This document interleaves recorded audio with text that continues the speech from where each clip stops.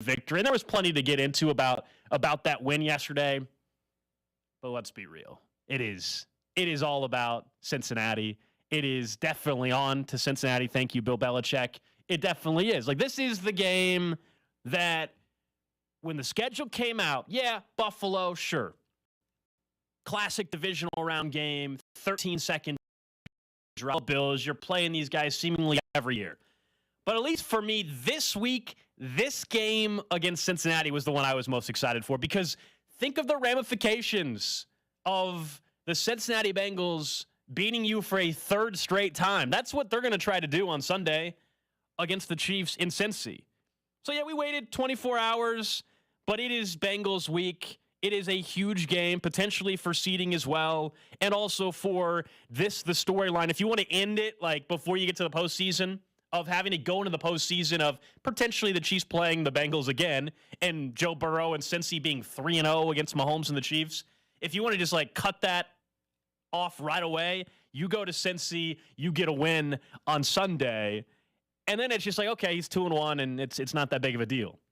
But how many times did we talk about the Chiefs' dominance of Lamar Jackson prior to Lamar finally beating the Chiefs a year ago on that I guess it was a Sunday night game? We were saying, man, it's just like, you're not even worried about Baltimore. That was the thought process going in. It's like, hey, Mahomes and the Chiefs, they just own the Ravens. And Lamar called Mahomes, right, and the Chiefs his kryptonite, right? That was a thing. And while I'll laugh if that's what Cincinnati necessarily would say if they beat Mahomes and the Chiefs on Sunday and get to 3-0, but like that, it wouldn't surprise me if that's somewhat of the storyline and the thought process. So that is what is at stake here. Think about for Patrick Mahomes. He is the best quarterback in football. He's been that way for a couple of years. He's the best quarterback in this generation. We'll see where it all settles in 15 years or 12 years from now in terms of where he eventually will end up. But we've never, even in the short career that he's had, sat and looked at his career and said, man, one team's gotten the better of him. And through 2 games, it has been Cincinnati. But that is what you have a chance to end on Sunday. And let's not kid ourselves. And we'll hear it all week. Mahomes and Reed will talk tomorrow. There is no way, Nick, that second half performance from Patrick Mahomes, from the Chiefs as a whole, but certainly for Mahomes, that is not something that had to have driven him crazy all offseason. That when he's grinding his ass off, training in the offseason, that game, that interception to end the game in overtime against Cincinnati, like that wasn't being replayed in his mind, and that wasn't fueling him and motivating him, and frankly, this whole team heading into this game on Sunday. I would bet you I'll bet you that is stuck in his head more than losing to the Bucs in the Super Bowl. Ooh. Because of how bad he played. Because it was the worst half of his career, yeah. We can all say it like this. I don't know if he looks at it the same way. We all looked at the Bucs game and said, you got to go and fix this offensive line. He doesn't have enough time back there. What do you expect him to do?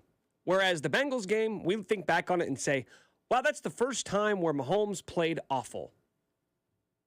We didn't say Mahomes played awful in the Super Bowl. I'm sure it stuck with him. Yeah. But I think he knew, being realistic, like, I need some help. We need to ramp up this offensive line. The Bengals game, we didn't say that. We didn't say, need to get him better weapons. We didn't say you need to fix the O-line. Play calling needs to be better. It was, you got to be better. Yeah, the 2 things out of the game were Mahomes, number 1, what happened in the second half. And it was then, hey, if Chris Jones gets 1 sack, right? And Chris Jones talks about that this offseason. Like, those were the 2 biggest things out of the game. And then there was some storylines and that weird report that came out from a blog about Eric Bieniemy. Like, that was the whole weird thing. Like, it had Chiefs fans and all of Kansas City trying to figure out what the hell happened for months. It did. I mean, I would do radio hits months later. Like, hey, did you guys, like, what does everybody think really happened in the second half? Like, that's still the great mystery. Nobody really has the true answer, because that's how caught off guard everybody was. The Chiefs were up by 18 points. I mean, you talk about 18 points at halftime. You're feeling great, looking like they're going to cruise on to the Super Bowl. And then the second half, the Chiefs score 3 points, and that third point, those 3 points were just on the field goal to send it to overtime. I mean, this is the drive chart for the Chiefs in the second half. Punt, interception, punt, field goal, interception. It is probably the worst half of football. Not probably. Oh, yeah. It's the worst half of football we have seen the Chiefs play with Patrick Mahomes at quarterback. He remembers that. So we can talk about the Bills being the big rival. And we said that the week of the Bills game. We said this is the rivalry because they have more history than the Bengals do. But for Mahomes, I'm guessing this one feels different. Because even with the Bills, you'd say, hey, the Bills is a great rivalry. Josh Allen is probably the second best quarterback in the NFL. The Bills are the second best team in the NFL. But we weren't going into that game. The Bills got the Chiefs' number. We're saying that about the Bengals.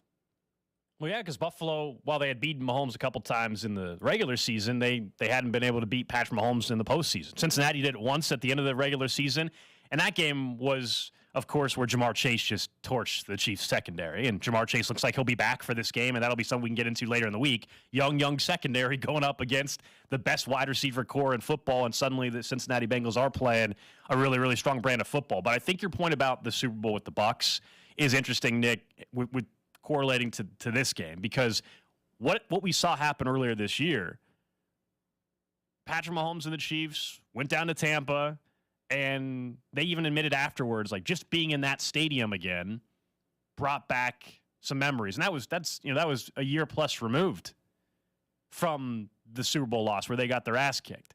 And they played arguably their best football game of the season. Like, from the get-go, punched the Bucs in the mouth. Now, look, this isn't in the stadium that it happened in. They're playing in Cincy. The game, of course, AFC title game was at Arrowhead. But I would like to think, and I really believe it, I mean, we joke and we talk about Mahomes and scorched earth Mahomes and all that. Like, is there not a better setting and setup for that? Think about like that. It's not just that it's a pretty big football game. It's one of the best games of the slate this coming weekend. And it's also a serious game for number one seeding. Patrick Mahomes, looking at that half, looking at also and hearing, frankly, already in the locker room after the game on Sunday, like guys like even Juju Smith-Schuster, who weren't on the team last year, were already talking about the Cincinnati game a little bit. Tell me he's not going full scorched earth on Sunday afternoon in Cincinnati. It doesn't guarantee a victory. But you're telling me he's not going to have one of his best games of the season? Oh, and by the way, congrats to him, new baby boy, bronze.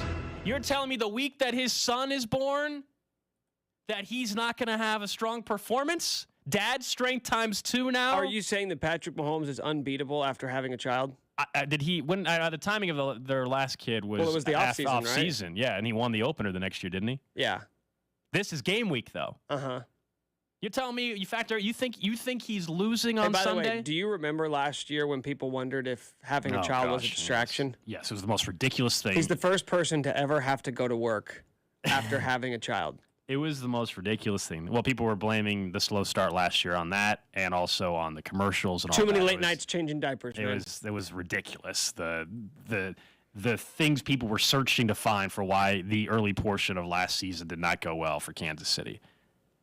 No, I think that's why he played so. Maybe that's why he played so poorly in the second half versus the Bengals. Like, he heard his daughter crying, and his wife's like, "Hey, you got to hurry up with this game. You know, she's getting fussy." It was the dumbest thing I heard last year. It really was.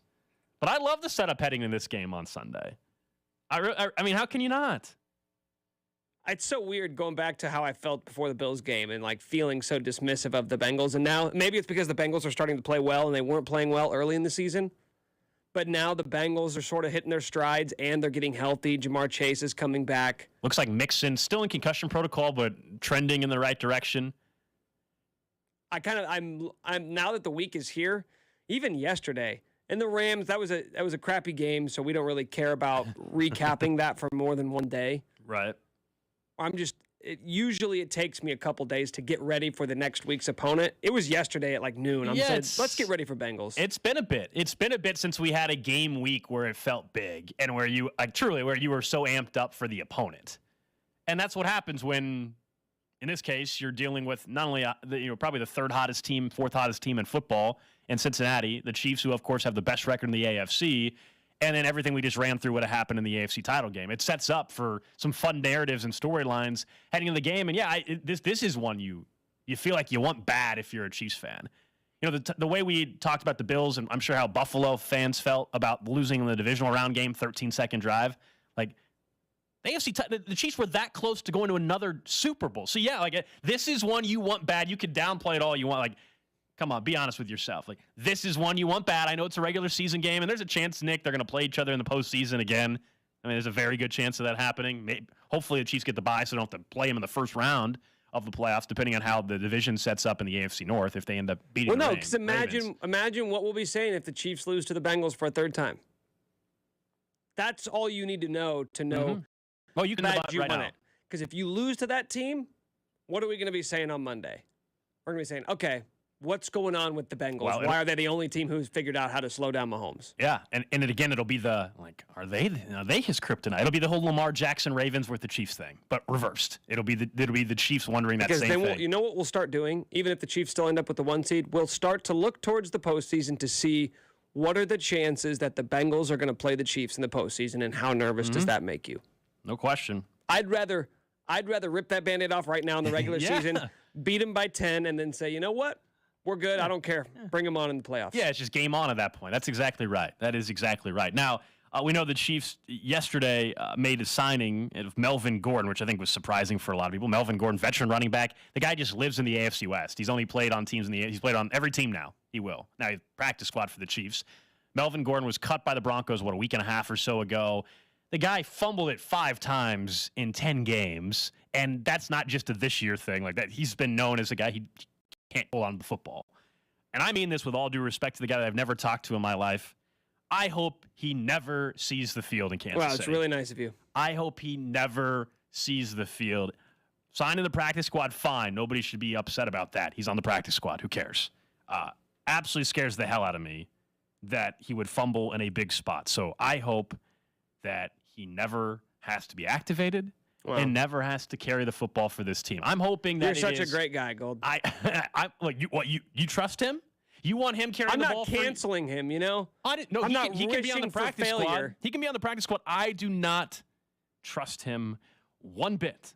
So I have a theory with Melvin Gordon. Oh, let me hear this. So 5 fumbles this year in 10 games. Honestly, it's kind of remarkable how many fumbles he's had in 90 carries.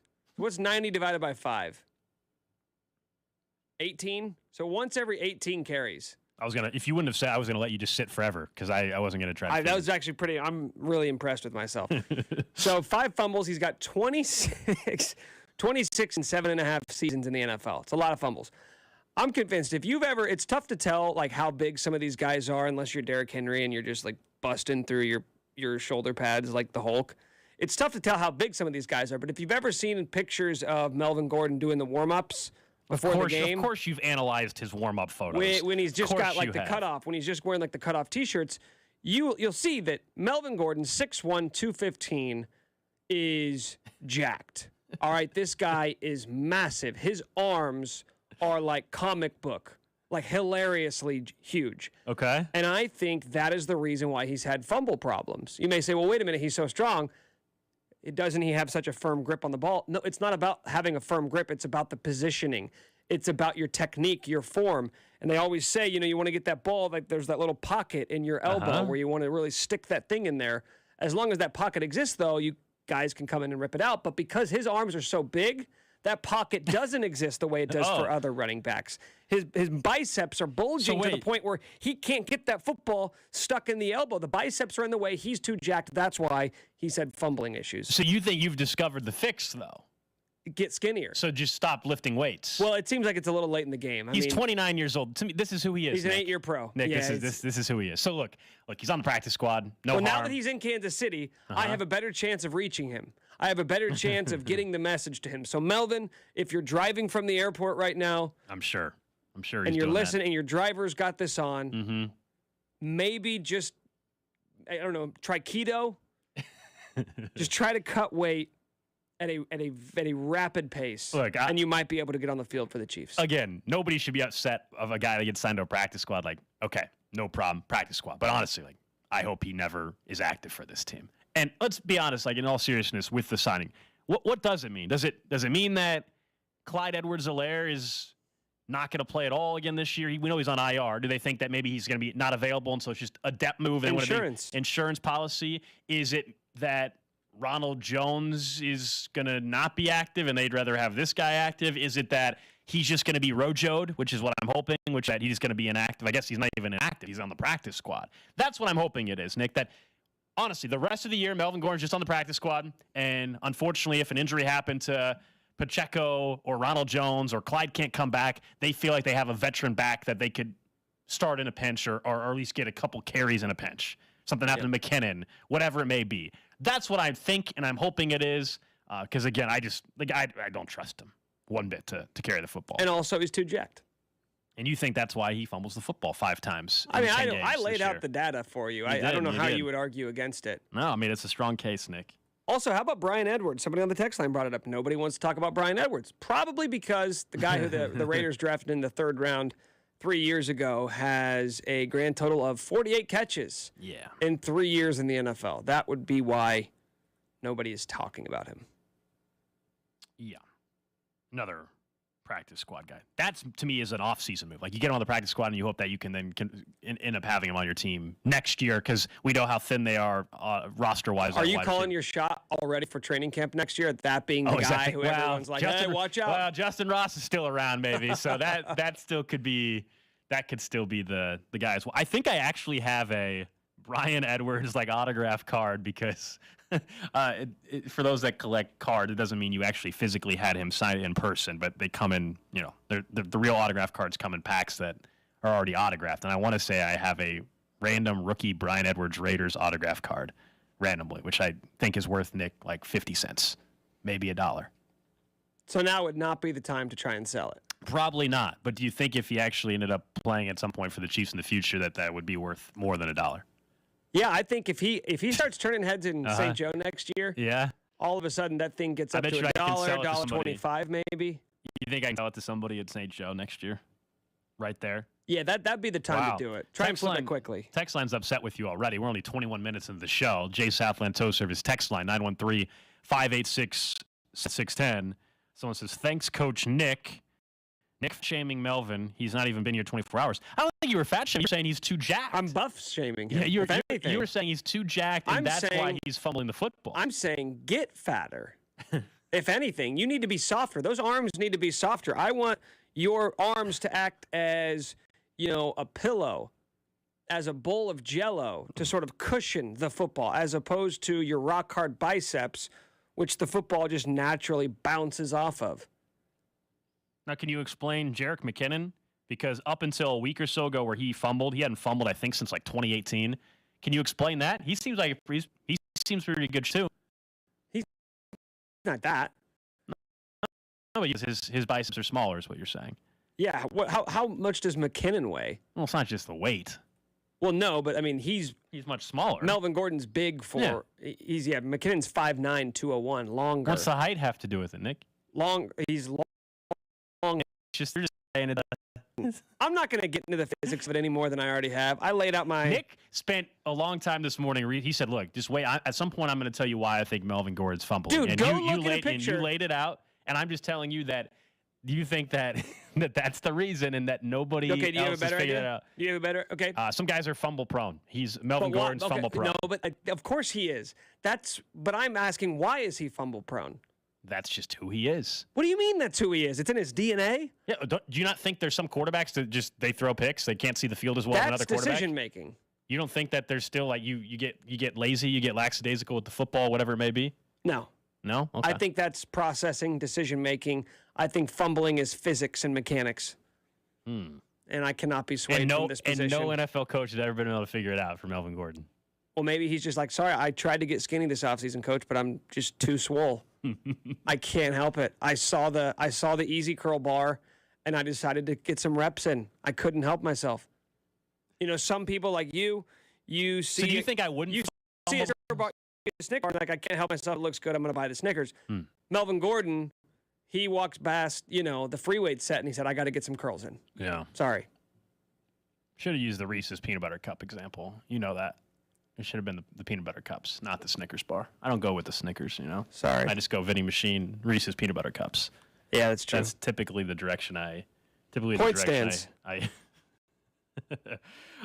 Coming up next, we will talk with our VFL insider, Vinny Pasquantino. Again, something tells me he'll be willing to talk about his New York Jets this go around after what Mike White was able to do against the Bears. We'll get his thoughts on if he thinks this Chiefs-Broncos game next week should get flat if they do, which we should get word on that maybe this hour, because right now it's a Sunday Night Football game in 2 weeks. There's a chance that becomes the Bills and Jets game. There's a couple other options as well. We'll get to that with our VFL insider, Vinny Pasquantino, next year on Cody and Gold. You're listening to Cody and Gold, brought to you by Gann Asphalt and Concrete. For asphalt, concrete, and parking lot maintenance, Gann Asphalt and Concrete. One contractor, all things parking lot. Trusted in Kansas City since 1994. Online at GANNasphalt.com. Subscribe and download all new episodes of Nick's Waving in the Wheat podcast, released every Thursday on the 435 Podcast Network and the Audacy app. You're working on that big parking lot project, the maintenance that needs to be done in our own building or at your office or your building. You don't want to keep dealing with those things and putting them off and causing other problems for your business. If you're looking for someone in the asphalt and concrete business, there's only one name in Kansas City to know. That is Gann Asphalt and Concrete. They've been trusted in Kansas City since 1994, and they'll take care of these projects for you.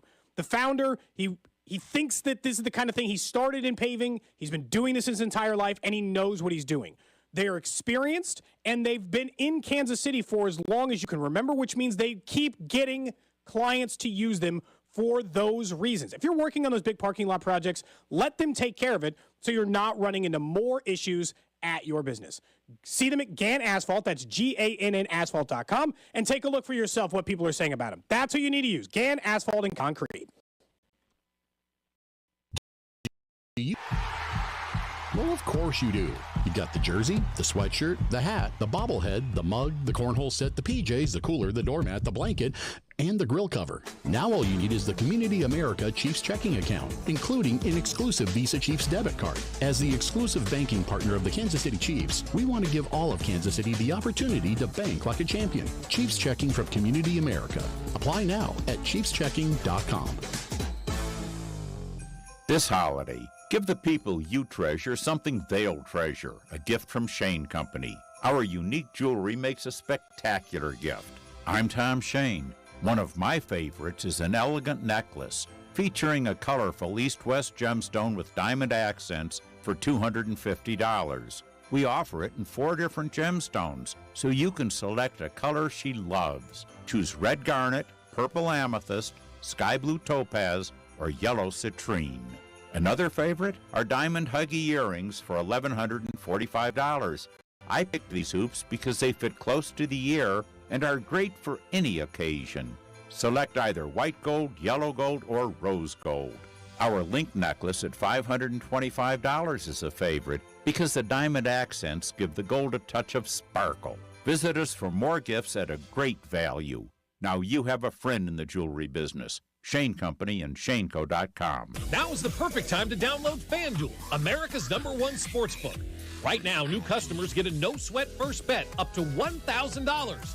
That's free bets back if your first bet doesn't win. Just sign up with promo code 610BOB.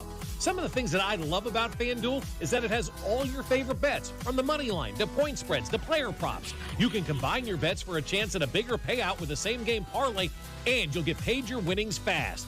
All on an app that's safe, secure, and super easy to use. So sign up today with promo code 610BOB for your no-sweat first bet. That's promo code 610BOB. Promo code 610BOB. Make every moment more this season with FanDuel, official sports partner of the NFL. 21 and present in Kansas. First online real money wager only. Refund issues non-withdrawable free bets that expire in 14 days. Restrictions apply. See terms at sportsbook.fanduel.com. FanDuel is offering online sports wagering in Kansas under an agreement with Kansas Star Casino, LLC. Gambling problem? Getting help is your best bet. Call 800-522-4700. Visit ksgamblinghelp.com. Today on Fox. Wow! Oh, my goodness!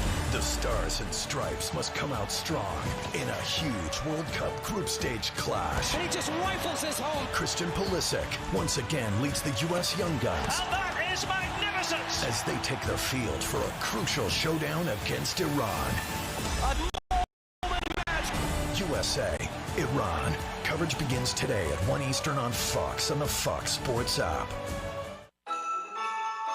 At the Home Depot, we have plenty of Christmas trees to make your holidays even more magical. Hundreds of full, easy-to-assemble artificial trees that look so real, you may be convinced they actually are. And for those who love that fresh pine smell, we have a parking lot full of fresh-cut trees to call your own. We'll even help you load your tree in the car so you can bring home the holidays. The Home Depot, how doers get more done. At the United States Postal Service, we're here to deliver fast and reliable service to help you get holiday ready. We offer free package pickup and deliver free shipping supplies to your address. So whether you're in Garland, Texas, Rudolph, Wisconsin, or anywhere in between, we're making it easier for you to spread festive cheer this holiday season. USPS, delivering for America. For all your holiday needs, including info of shipping supplies, free package pickup availability and restrictions, go to USPS.com/holidays. From the creators of Kentucky Fried Chicken comes the Taste Good Holiday Event of the Year, KFC's $5 Famous Bowl, starring crispy chicken, creamy mashed potatoes, gravy, corn, and everyone's favorite, melty cheese. I'm in love with you, Famous Bowl. Treat yourself to the bowl critics are calling a whole lot of food that even a Scrooge couldn't resist. A humbug, that's tasty. Gift yourself a KFC Famous Bowl for just $5. Now on the app and at a Kentucky Fried Chicken near you. For a limited time, prices and participation may vary. Charging a cell phone can be like getting a booster shot. A booster is given to enhance or restore protection after a primary series vaccination, which wanes over time. Schedule an appointment when you are eligible. Sponsored by Pfizer and BioNTech. Prescription products require an online consultation with a healthcare provider who will determine if a prescription is appropriate. Restrictions apply. See website for full details and important safety information. Subscription required. Hey guys, did you know there's a generic form of Viagra that works just the same but is 90% cheaper? And you can get it online? Go to 4hims.com/joy. At Hims, you'll get a free medical consultation and discreet shipping if prescribed. You'll love your results. To start your free online visit, go to 4hims.com/joy. That's FORHIMS.com/JOY. Choice of a lawyer is an important decision and should not be based solely upon advertisements. Compensated dramatization. What if your car wreck case was set up for $25,000 and you later found out it may have been worth millions of dollars? Insurance companies try to trick you into taking a quick, cheap settlement. Don't fall for it. Call me. My team will get you what your case is worth. I didn't let the insurance company pressure me into a fast settlement. I called Mike and his team and they got me $3.2 million. If you've been hurt, call me. I've got this. 816-888-7500. Mike's got this. Some fans gear up for game day, but some fans follow their team every day. That's why the Locked On Podcast Network has a daily podcast for your favorite NBA team. Every trade, every overtime win, every game, our local experts cover the biggest stories around your team every day. Search Locked On plus your favorite NBA team on the Audacy app or wherever you get podcasts. The Locked On Podcast Network, your team every day.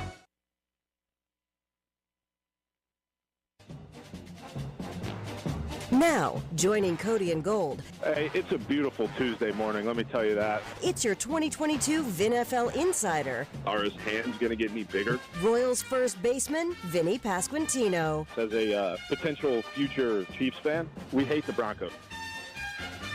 Vinny Pasquantino joins us here on a Tuesday. I know you had the whole diet thing going on this offseason, but are you still about the Thanksgiving leftovers, or were those done days ago? Well, the great thing is I was not at my own, even in my own city for Thanksgiving. So I had no Thanksgiving leftovers, which is just great for the body. It's just better to go ahead and get away from all those potatoes, stuffing, turkey's fine, but all that other stuff, gravy, get away from the gravy, Did you just load? So did you just load up normally on the turkey? You still loaded up on the turkey though. Yeah. I'm a dark meat turkey guy, so there was plenty of that to go around. So it was a great Thanksgiving. Now, I wasn't here last week, Vinny, but I was told that you refused to talk about the New York Jets when asked. Something tells me that you're willing to talk about them today. What I will talk about is scoring more points than the other team, and that was fantastic. And, it's always sweeter when you beat your friends' teams, even though my friend doesn't know how to make a fair, friendly wager, but that's okay. We don't want to ruin Michael Massey's confidence just personally. He needs it, so we'll keep lifting him up.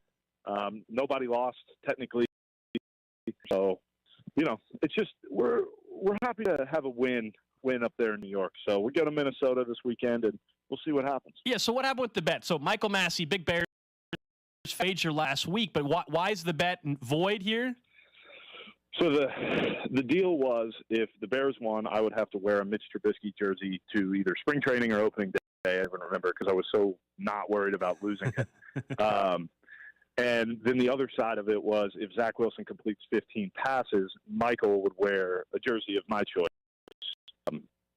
But as we all know, Zach Wilson did not play, and Mike White completed 22 passes. Now, my understanding originally was that it was whoever was the starting quarterback of the New York Football Jets, but I did not read the terms and conditions, and I was, I was bested when it came to creating a wager. So good for Michael. He made a bet that he knew he couldn't lose, and here we are now. But the good thing is Jets are 7-4. That's a pretty good spot to be in. Yeah, that was it was interesting last week listening to Michael talk about that. Now, Mike White is the starting quarterback. He looked like an immediate upgrade over Zach Wilson.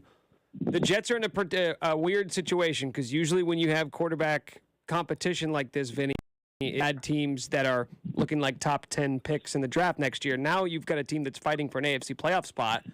How do you handle this if you're Robert Saleh moving forward with not just season, but knowing that Zach Wilson was potentially going to be your franchise quarterback? To be honest, I'm not really sure how you move forward other than trying to win football games. I think at the end of the day, that's what really matters. They're a team that's in a position to win other than you don't really know who the quarterback is. And typically that would mean you're not in a position to win, but they're doing it. Their defense is very good. They've got good weapons on the outside and play pretty good. Now it's just about finding who can get them the ball. And this weekend it worked. We don't want to talk about who was playing defense. It was a very banged-up Bears team that doesn't have a great statistical defense anyway. So we'll find out this weekend when they go up to Minnesota and face the Vikings. And it's a dangerous spot to be in. You never want to play Kirk Cousins during the day when the sun is out, and that is what they're doing. It's a game that's going to get hidden, and that's typically where the Vikings really come to play, even though they broke that curse on Thanksgiving. But we'll see what happens. We're talking to our NFL insider, Vinny Pasquantino, here on 610 Sports Radio. So do you think that Saleh was saying, though, prior to that game on Sunday, which is that, hey, this isn't the end of Zach Wilson in New York? Do you think that the Zach Wilson era is over if Mike White rattles off a couple more wins? I don't necessarily know if it would be over. There's always a spot as a backup quarterback in the NFL. It's not a bad spot to be in. If Mike White plays like he did this past week, it doesn't really feel like a tough decision. You play the guy that is good. And, I mean, we're getting to a point where draft status doesn't matter 2 years down the road. So we'll just see what happens. And I believe in Coach Saleh, so I'm gonna stick with him. Now, you hope the Chiefs and the Broncos here in 2 weeks play, and right now it's still Sunday Night Football. And there's talk that game will get flexed out thanks to Russell Wilson and the Broncos being absolutely pitiful this season. And I guess there's a chance maybe your Jets in that Bills game could get flexed Sunday. Is that what you're hoping for? Yeah, I think there's a shot, but also the Dolphins play the Chargers, and that would be two of our. So I feel like that game would get flexed over the Jets-Bills, depending on where the standings are at that point. But also, the Dolphins will be out west for 2 weeks in a row, and they might not want to keep them for the night game as well when they are finally able to go back home. So who knows what comes into play when they make those decisions. But how about those Kansas City Chiefs, huh? They just did it again. Didn't play their greatest game and still won. How about that? 16-point win, and yet it felt boring, right, Vinny? Like, that's what's crazy. Like, we felt like they played performance, and they still end up winning by 16 like it was no big deal. No doubt about it. And it's, a bunch of my tweet mentions right now are from Chiefs fans saying that they would like a game 1 o'clock or 12 o'clock, whatever time the day game would be. Yeah. That's a good spot to be in when you want the day game because your team is so good that you play in prime time all the time. Have you at all entertained the idea or thought about the prospects of the Jets being in Arrowhead in January for a playoff game?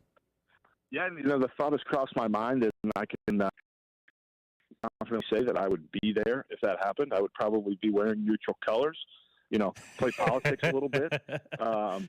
So it would be, and then I can't lose, really. Either team wins, I win. So it would be a good spot to be in. That would be really exciting for me, and we'll just see what happens when we get there. First step, make the playoffs. So, Vinny, you probably know this better than I, but New York's big city. I'm sure there's a lot of celebrities who are Jets fans, but because they've been so bad, I don't know who those like mega fans, like I know the Chiefs have Paul Rudd and Jason Sudeikis, Stone Street and Rob Riggle. I don't know who those guys are for the Jets, but now that they're having this sort of rise, as you're having your rise into the big leagues with the Royals, have you at all thought about trying to parlay your success into becoming like one of the next wave of Jets super fans that is associated with the team that they're always showing on TV anytime they're on primetime? Yeah, no doubt about it. I mean, that's the that would be very good. But I also have to remember that my number 2 is also very good. I'd be a Chiefs fan as well. So to be honest, I'm just in a good spot if both teams are winning. So, like, if the Chiefs and Jets were in the postseason, as you mentioned, you would be at Arrowhead for that game. Would you just want the split jersey, like it was your children playing out there? Would you have the half Mahomes, half white jersey? Yeah, I think that's what I'd have to do. I could put the 1 on the left side for the first part of 15, and then the 5 on the right for Mike White. I mean, it'd be, we'd be in a really good spot. All right, lastly, Vinny, then we'll let you go, man. World Cup, are you going to watch a huge game today around 1 o'clock or so here, local time at least, take it on Iran? You got to win or this thing's over. Yeah, I mean, first of all, I just love sports, and I love being able to plan my day around when sports are on TV. So this is a big day in the Pasquantino household. I've got my TV ready to go at 1 o'clock, and I'm just looking for the U.S. to go win a football match today. That's what I'm excited for, is to watch those guys get on the pitch and just show them what we got. This is a massive game. Let's go ahead and advance. Let's go ahead and advance to the knockout stage of the World Cup. That's great for morale of the country. No question, man. And set it up for 2026. Get everybody fired up for that one. Of course, the World Cup will be taking place in Kansas City as well. So I think I'm with you there. We'll see if they can do that a little bit later on this afternoon. How does that work? How many cities are hosting the World Cup? What is it, 11? Yeah, it's because it's there's some in Canada, some in Mexico, majority of them in the U.S. I think we're guaranteed like 4 matches in the U.S. and for 2026. Now the U.S. won't play in Kansas City; that'll go to New York or Chicago or whatever. But we'll get a couple World Cup matches in 2026 at Arrowhead, which will be awesome. Yeah, perfect. Just send Mbappe our way to Kansas City, and we'll be there. We'll be there watching the French play football. So that'll be great. No question. Hey, Vinny, appreciate it, man. We'll check in next week. All right, appreciate it, guys. There you go. That is our VNFL insider, Vinny Pasquantino. So he's all in if the Jets and the Chiefs play in the postseason, which definitely is a possibility the way things are shaping up. I mean, if the Chiefs are the 1 seed, which is what we hope, then they would get the bye. The Jets would, like now, looking like a wild card team. So they're the 7 seed, is that right? So they would play, as of right this second, the Dolphins, Jets-Dolphins in Miami. Do you think the Jets are making the playoffs? So it's a week ago, I would have said no. And I don't think Mike White's going to throw for over 300 yards every week, but they're definitely better with Mike White. And that defense we've known is legit. And now they're sitting at 7 wins, and it's week 13. Like, you start to do the math. Like, do we not think they can win 3 more games? Because they probably only need to get to 10 wins to get the 7th spot. If the Chargers would have lost, then I would have felt even more confident. Because the Chargers are still the one team that I wonder if they're going to sneak up and steal that final wild card spot from the Jets. But as he pointed out, like, they got the Vikings. If they beat the Vikings on Sunday, then how can you not think they're going to make the playoffs? That'd be a really impressive win. Yeah, that's one of those games where it kind of makes it feel like it's real. But I still look at the AFC wild card picture. The Patriots are still there. Yeah. The Chargers are still there. Like, there's basically 9 teams still alive for the AFC postseason. And if I'm eliminating teams, I know it's probably the Jets first. Before, when Zach Wilson was the quarterback, I'd be like, well, yeah, duh, they're not going to. The defense is legit. We agree? Right? Yeah, I mean, that's what happens when Williams turns into an all-pro candidate and Sauce Gardner's immediately the best cornerback in the NFL. We saw Mike White, a season ago or whatever, when he had like 2 or 3 good games, and then he came back down to earth. And even if he only gives them 2 or 3 good games this go-around, look who they have. They have the Vikings, then the Bills, okay? Then they still have the Lions, Jags, Seahawks, and Dolphins on the schedule. Like, the Lions should be a game they win. That gets them to 8 wins, even if you think they will lose 2 in a row to the Vikings and Bills. Then they get the Jags. It's a winnable game. I know the Jags looked good this past weekend, but it's a winnable game. That gets you to 9, and then you got to find a way to get to 10 by either beating the Seahawks or Dolphins. That's how you would get to 10 wins. So it'll be fun to follow down the stretch. Appreciate Vinny Pasquantino, our VNFL insider, for joining us. We'll get to Nick's notable notes here in about 5 minutes or so. I think there's still, for the Chiefs, though, bigger picture, with what's happened this year, heading into the offseason even would be interesting. I know we got a long ways to go here, but we all would have agreed before the season about the big offseason questions would have at minimum been Chris Jones and Orlando Brown Jr. I think there's more players involved in that now. Like, do the Chiefs have the money to re-sign all these guys? Like, so Chris Jones, we just talked yesterday. Like, everybody's in agreement now. Got to find a way to bring him back. Like, there's no questions asked. Juju Smith-Schuster, we know with his performance this year, is someone that you got to have serious conversations about bringing back. Orlando Brown Jr. And then can we add L'Jarius Sneed to this? He's absolutely somebody to me that will go against what they normally do with corners, which is let them go and not give them the big payday eventually. I think he will be the exception to that. To L'Jarius Sneed, the versatility that he provides, I think he's top in the league with corners and sacks and in pressures so far this year. They don't just use him like a standard cornerback, a coverage cornerback. We know they love to bring him up towards the box. He can blitz. He's got 3.5 sacks on the season.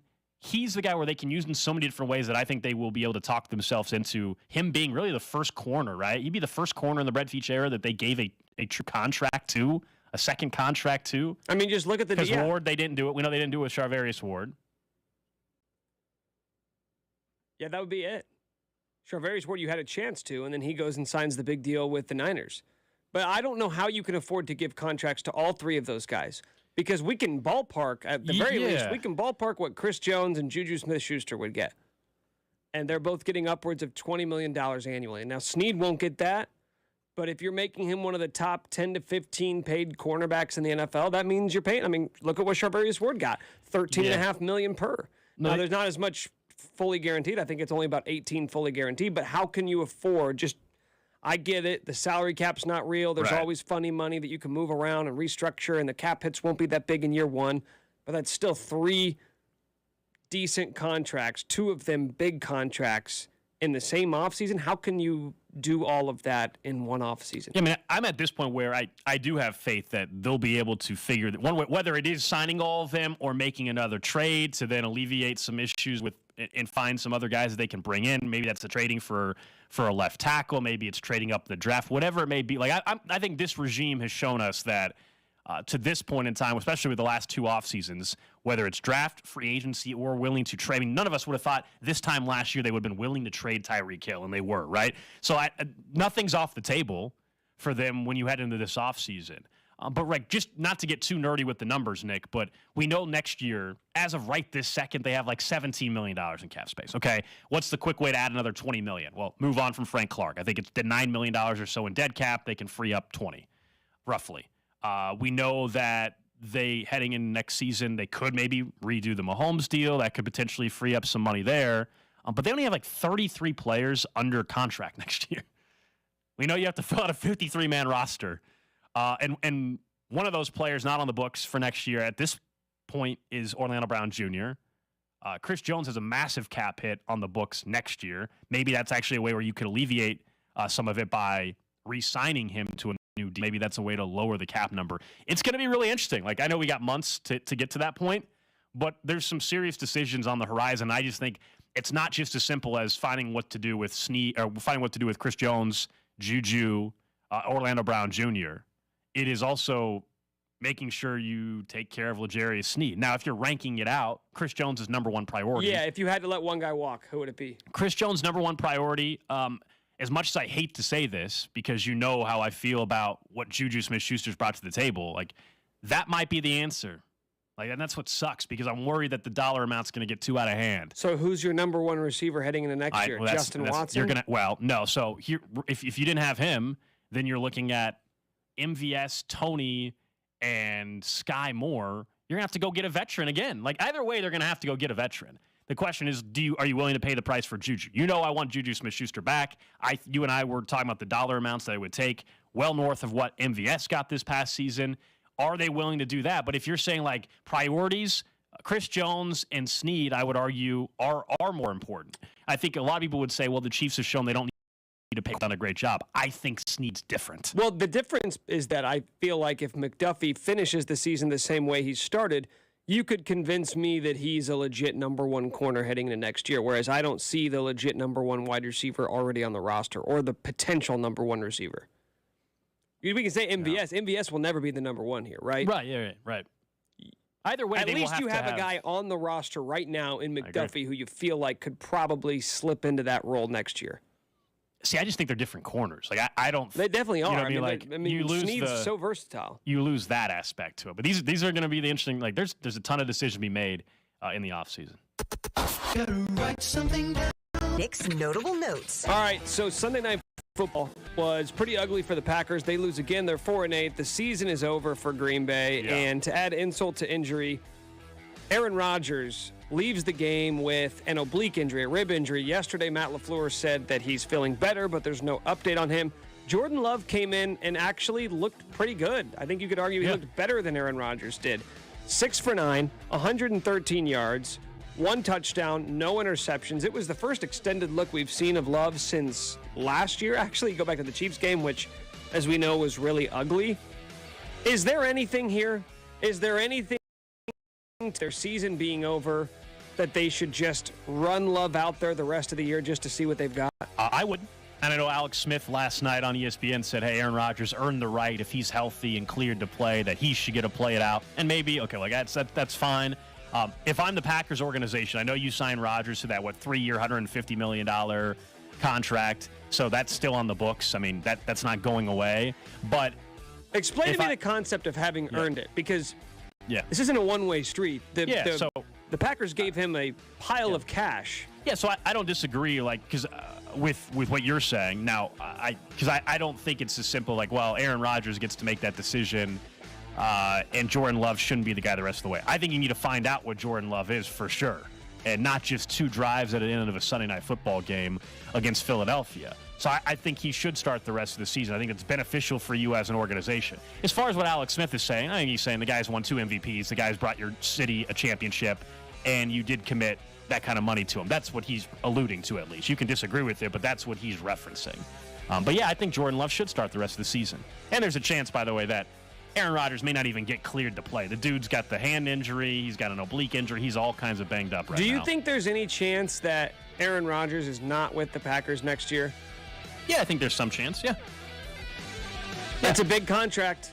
Oh, yeah. $150 million, 101 of it fully guaranteed. You can't get out from under it until after the 2025 season. I mean, he's owed $31 next year, $40.7 million in 2024 when he'll be 41 years old, $59 million in 2025, Gold. And you can't cut, at that point, you're still having to pay him. So after seeing the way he's played this year, but who's trading for that? Right, but at least if you want to say that you can't get rid of him, why not have Love play the rest of the season? And let's say he looks great. I don't know if he will. Let's say he looks great. At least there's some value with him. No, I understand that. I understand the appeal of wanting to trot Jordan Love out there to see if there's any future there. I'm saying if you do, okay, let's just imagine that he balls out the rest of the season. And the Packers say, okay, we drafted this guy 2 years ago. He's our best option at quarterback. At that point in time, what do you do if you're the Packers? Because I think it would be more difficult to find a trade partner now, seeing this massive contract he would have to be willing to redo his deal, a lesser amount of money to go play somewhere else. You think or retire. Yeah, what happens if he retires? Go on an ayahuasca trip, and we know that's where this is headed again, right? He's gonna drag it out all offseason. He's gonna go on another ayahuasca trip. He's gonna feel great. He's gonna go on the McAfee show, and he's gonna say that he's coming back and playing football in 2023.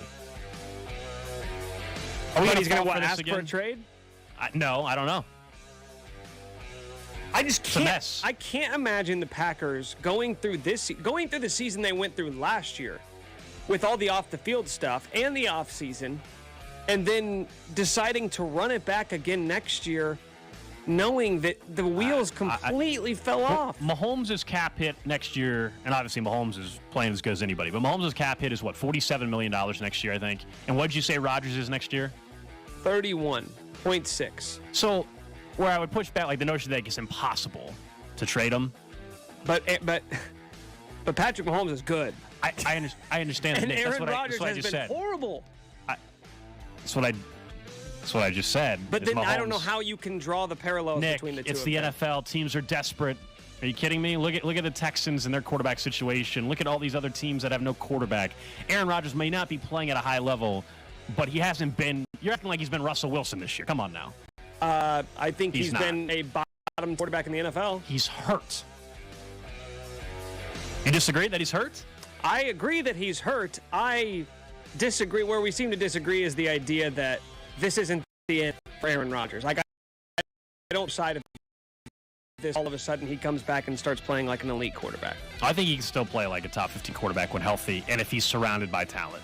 Now, the difference is he can't elevate everybody the way he did before. But again, I don't think he's Russell Wilson suddenly. Okay, so let's hear a prediction. Yeah. Season opener 2023. Ooh. Who's the starting quarterback for the Green Bay Packers? I mean, if you're asking me right now, I still would lean that as Aaron Rodgers. But I don't think it's this 0.0% chance that he doesn't get traded. I don't agree that it's untradeable because, again, the cap hit is not actually, in today's day and age with NFL quarterbacks, a $45 million cap hit or 31 that you told me, that's not nuts. Yeah. It is if you're Russell Wilson because it would be projected about 14% of the salary cap. Yeah. There's just desperate teams. Like, I know there are desperate teams, and like that's why you go out and trade for Russell Wilson, or that's why you go out and give a fully guaranteed deal to Deshaun Watson. But I don't know how desperate you'd have to be, and I guess we'll find out. How desperate do you have to be to trade for a $32 million, 39-year-old quarterback? Because that's what Aaron Rodgers will be. Those are Nick's notable notes. Coming up next, we get to the 11 o'clock hour. For the first time this year, this is where the Chiefs find themselves, and then we try to figure out the rest of the bunch. We'll explain that next. There's Kelsey to the end zone. Cody and Gold brought to you by Gann Asphalt and Concrete. For asphalt, concrete, and parking lot maintenance, Gann Asphalt and Concrete. One contractor, all things parking lot. Trusted in Kansas City since 1994. Online at GANNasphalt.com. Don't miss the Chiefs Red Half Hour every day at 11:30 on your official broadcast partner of the Chiefs, 610 Sports Radio. Hope everybody had a fantastic Thanksgiving. Now it is full go for the shopping season with the holidays right around the corner. And with that, as someone that used to wear glasses, you knew that if you were going to go out of your car in the cold weather, your glasses were going to fog up by the time you went in the car, out of the car, in the store, back out of the store. It was just a pain in the butt. Doesn't have to be that way for you. It's not that way for me anymore. Ever since I called up Vision, I don't wear contacts, and I sure don't wear glasses anymore, and it's all because of the great staff over there. I went in for my free consultation, and I found out from Dury that I was a candidate for SBK Advanced LASIK. 2 days later, had my procedure. Next day, driving right back to work here at 610 Sports Radio. They are the best in Kansas City when it comes to your vision needs. Dury Vision's performed over 65,000 vision correction procedures. Just give them a call. Find out if you're a candidate for SBK Advanced LASIK. 913-491-3330. That's 913-491-3330. Or just go online to duryvision.com to schedule that free consultation. And tell them Gold from 610 Attention. Did you or a loved one live at or near Marine Base Camp Lejeune in North Carolina between 1953 and 1987? If so, listen closely for this important legal announcement. From 1953 to 1987, Marines and their family members at Camp Lejeune drank water that was contaminated with hazardous toxins. The toxins found in the water at Camp Lejeune may cause health issues, especially later in life. Types of health issues associated with water at Camp Lejeune are numerous. If you or a loved one lived near Camp Lejeune between 1953 and 1987, you may be entitled to substantial financial compensation without going to court. Even if you were turned down in the past, a new law can allow you to file a claim today. If you or a loved one spent time near Camp Lejeune, call the Negligence Network to find out if you're eligible for financial compensation. There's no fee unless we win your case. Call 1-800-700-4333. That's 1-800-700-4333. 1-800-700-4333. Your love isn't confined to an advent calendar. It doesn't stop when the Christmas lights come down. With the Salvation Army, your love lasts all year long. It puts a present under someone's tree today and a roof over someone's head tomorrow. It brightens Christmas morning and the hardest nights for hardworking families. Together, we love beyond Christmas. Double your impact thanks to our sponsors with your donation on Giving Tuesday. Donate at lovebeyondkc.org. Remote start installed. before you have to scrape your windshield or upgrade your car with better speakers or Apple CarPlay. Go to Santa Fe Auto Sound. Santa Fe Auto Sound, 8030 in Santa Fe or santafeautosound.com. Kansas City's home for car audio since 1967. Inside the Huddle with Cody and Gold, each day from noon till 1 on 610 Sports Radio. Inside the Huddle is brought to you by Blue KC. Live healthy with Blue KC on the official radio partner of the Kansas City Chiefs, 610 Sports Radio. Today on Fox. Wow! Oh my goodness! The Stars and Stripes must come out strong in a huge World Cup group stage clash. And he just rifles his home. Christian Pulisic once again leads the U.S. Young Guns. And that is magnificent! As they take the field for a crucial showdown against Iran. A moment of magic! USA, Iran. Coverage begins today at 1 Eastern on Fox and the Fox Sports app. At the Home Depot, we have plenty of Christmas trees to make your holidays even more magical. Hundreds of full, easy-to-assemble artificial trees that look so real, you may be convinced they actually are. And for those who love that fresh pine smell, we have a parking lot full of fresh-cut trees to call your own. We'll even help you load your tree in the car so you can bring home the holidays. The Home Depot, how doers get more done. Get in zone, AutoZone. Welcome to AutoZone. What are you working on today? Thinking about gas mileage. You know, changing your oil with a full synthetic oil like Pennzoil Platinum can help your engine get more miles. Right now, you can get 5 quarts with an STP extended life oil filter for only $38.99. Get everything you need for better fuel efficiency at any of our 6,200 stores or on AutoZone.com. Get in zone, AutoZone. Restrictions apply. Today on Fox. Wow! Oh my goodness! The Stars and Stripes must come out strong in a huge World Cup group stage clash. And he just rifles his home. Christian Pulisic once again leads the U.S. Young Guns. And that is magnificent! As they take the field for a crucial showdown against Iran. A moment of magic! USA, Iran. Coverage begins today at 1 Eastern on Fox and the Fox Sports app. You're the one who protects and that requires an eye for detail. Because when safety and well-being are on the details that can save lives. Even when no one else is watching, you see everything. Grainger gets you, and we're here for you, and all the ones who get it done with a wide range of safety products and solutions, plus board-certified safety consultants here to answer your questions. Call, click Grainger.com, or just stop by. Grainger, for the ones who get it done. O'Reilly. Don't miss See Better, Drive Safer month at O'Reilly Auto Parts with great deals on wiper blades, headlight bulbs, and more. Right now, get up to a $20 gift card after mail-in rebate with the purchase of select Sylvania bulbs. Plus, get double O Rewards points with your purchase. Prepare for the weather ahead during See Better, Drive Safer month at O'Reilly Auto Parts. O'Reilly Auto Parts.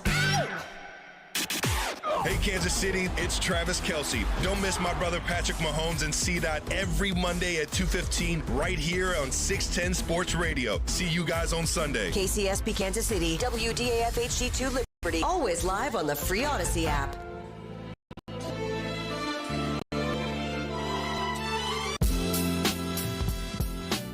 $11 o'clock hour here on Cody and Gold. Alex Gold, Nick Schwert with you.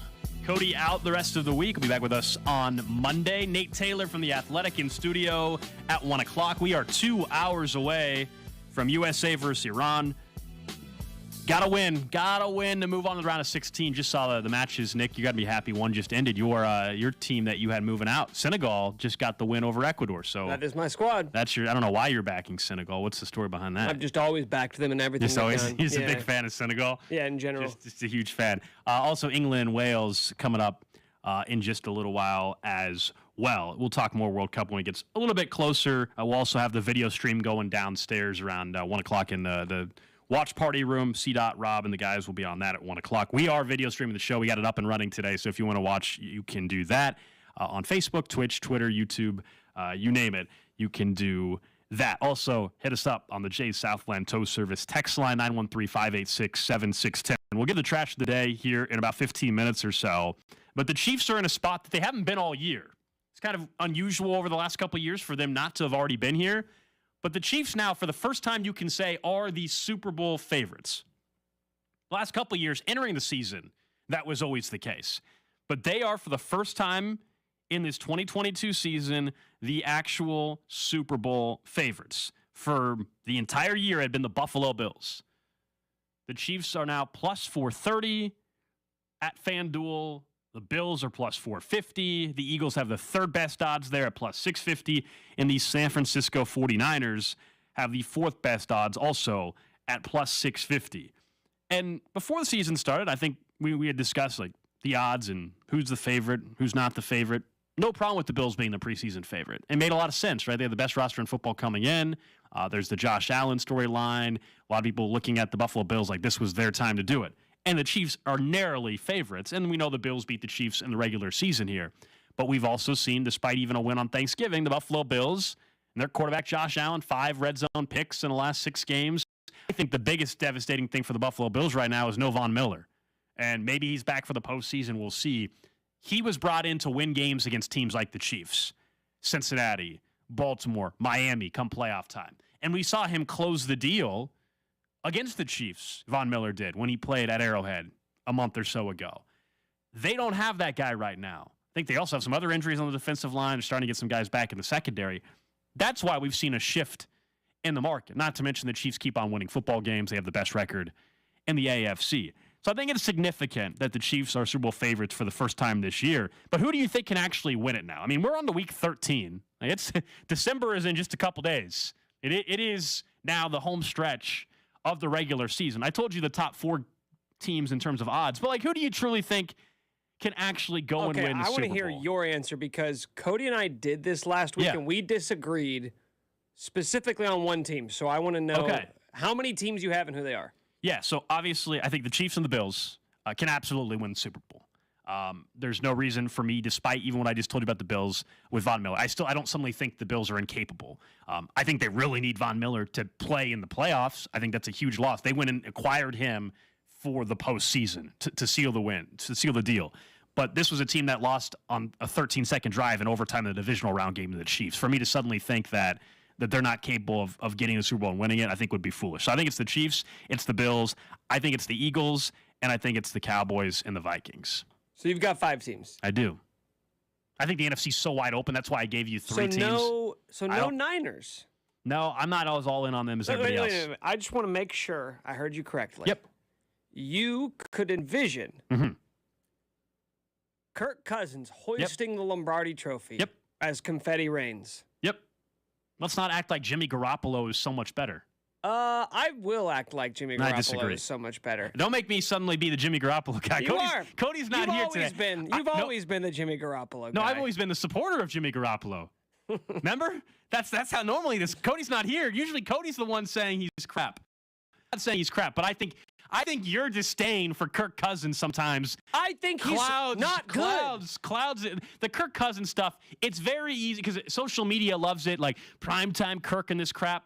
But if you actually look at some of his biggest wins, even though he struggled on Monday Night Football, have actually occurred in prime Thursday night. Does that not count because it was Thanksgiving, Nick? Does that not count as a primetime win? No, it doesn't count. No, it doesn't that count was primetime because the Patriots aren't good. Oh, the Patriots, who are still only 1 win out of the postseason. Okay, so we have new qualifiers for Kirk Cousins. Yeah, no, that's not how this new works. qualifiers. Same ones. Okay. Same ones. Beat good teams. You know? No, here's honest to answer your question about the 49ers. I'm also not because it's one of those where everybody thinks they're just now suddenly the best team in the NFC. I'm not there. So I'm just not there. So last week I had and McCaffrey's hurt right now. I had 4 teams last week. Okay. I had the Chiefs and the Bills, and I had the Niners and the Cowboys. Now, I then, because I couldn't envision any of the NFC teams actually beating the AFC team. No, sorry, I had the Eagles and Eagles and Niners. So I actually think it's just 2 teams, the Chiefs and the Bills. Whoever wins, whoever goes to the Super Bowl from the AFC is going to be the Super Bowl champions. But now I'm starting to wonder, was I foolish for not including the Bengals? Interesting. So I don't. They went to the Super Bowl a year ago. They came into Arrowhead and beat the Chiefs. Am I omitting them when they should be mentioned amongst the Chiefs and the Bills? Yeah, it's interesting. I don't. disagree with the notion that, like, if you were to ask me which conference the Super Bowl champion's going to come from, yeah, I would lean to the AFC. It goes back to the quarterbacks, right? I mean, we know the quarterbacks that are in the AFC. Mahomes and Allen and Burrow and You're Tua. going to have to outplay Yeah. Patrick Mahomes or Josh Allen if you want to win the Super Bowl, and I don't think any of the NFC's quarterbers are capable of doing that. And so I'm with you. Again, if you were asking me, put money on the AFC to be the Super Bowl champ or the NFC, yeah, I'm gonna put my money on the AFC. But I'm not gonna say that no team in the NFC has a chance, because if there will be, we know for a fact there will be one team from the NFC. Spoiler, there will be one that does the Super Bowl. And so for me to say that, like, there's no chance that team can win, we all know when the Super Bowl happens and we see the spreads come out in these matchups, even though I would lean towards the AFC team, no team in the AFC is going to be like a 9-point favorite over the NFC team. Like, that just doesn't happen in the Super Bowl. So I won't say it's impossible. I just think the reason why I gave you 3 NFC teams and only 2 on the AFC side, I think the NFC path is so open. And again, one team will come out of the NFC, and I think there's multiple teams that have a chance to be that team. So also viewing it in that prism. Whereas on the AFC side, I really still think it will be the Chiefs and Bills in the AFC title game when we get down to it. My big question, I think I've given the comparison a couple times for the Dolphins, who continue to look really good. Now Jeff Wilson's a little banged up. We'll see what happens. But that defense, I really think the Dolphins are the 2018 Chiefs, and you can say, well, that's not terrible. They went to an AFC title game. You're right. It's not terrible. But what hurt them in that AFC title game? The defense. So I think that's what happens to the Dolphins. If you're asking me, like, what do I think the path looks like for the Dolphins? I think they win a playoff game or two, and I think the defense will come back to bite them, because the defense is horrendous for Miami. Would you take the Chiefs and the Bills versus the field? I still would, yeah. Still would. The knowing Von Miller that you're not injury is a taking concern. whoever comes out of the NFC. Yeah, I still would do it, yeah. Because I also think the Chiefs strongly are. I mean, they're the Super Bowl favorite right now. I like what we're seeing across the board from Kansas City. How can I not? Yeah, especially if the Chiefs beat the Bengals on Sunday. Then it's like... It's weird. Yeah. The Dolphins won, I think, 4 in a row? 5 in a row? 5 in a row, yeah. And I feel like nobody's talking about them. Oh, so I don't think that's true.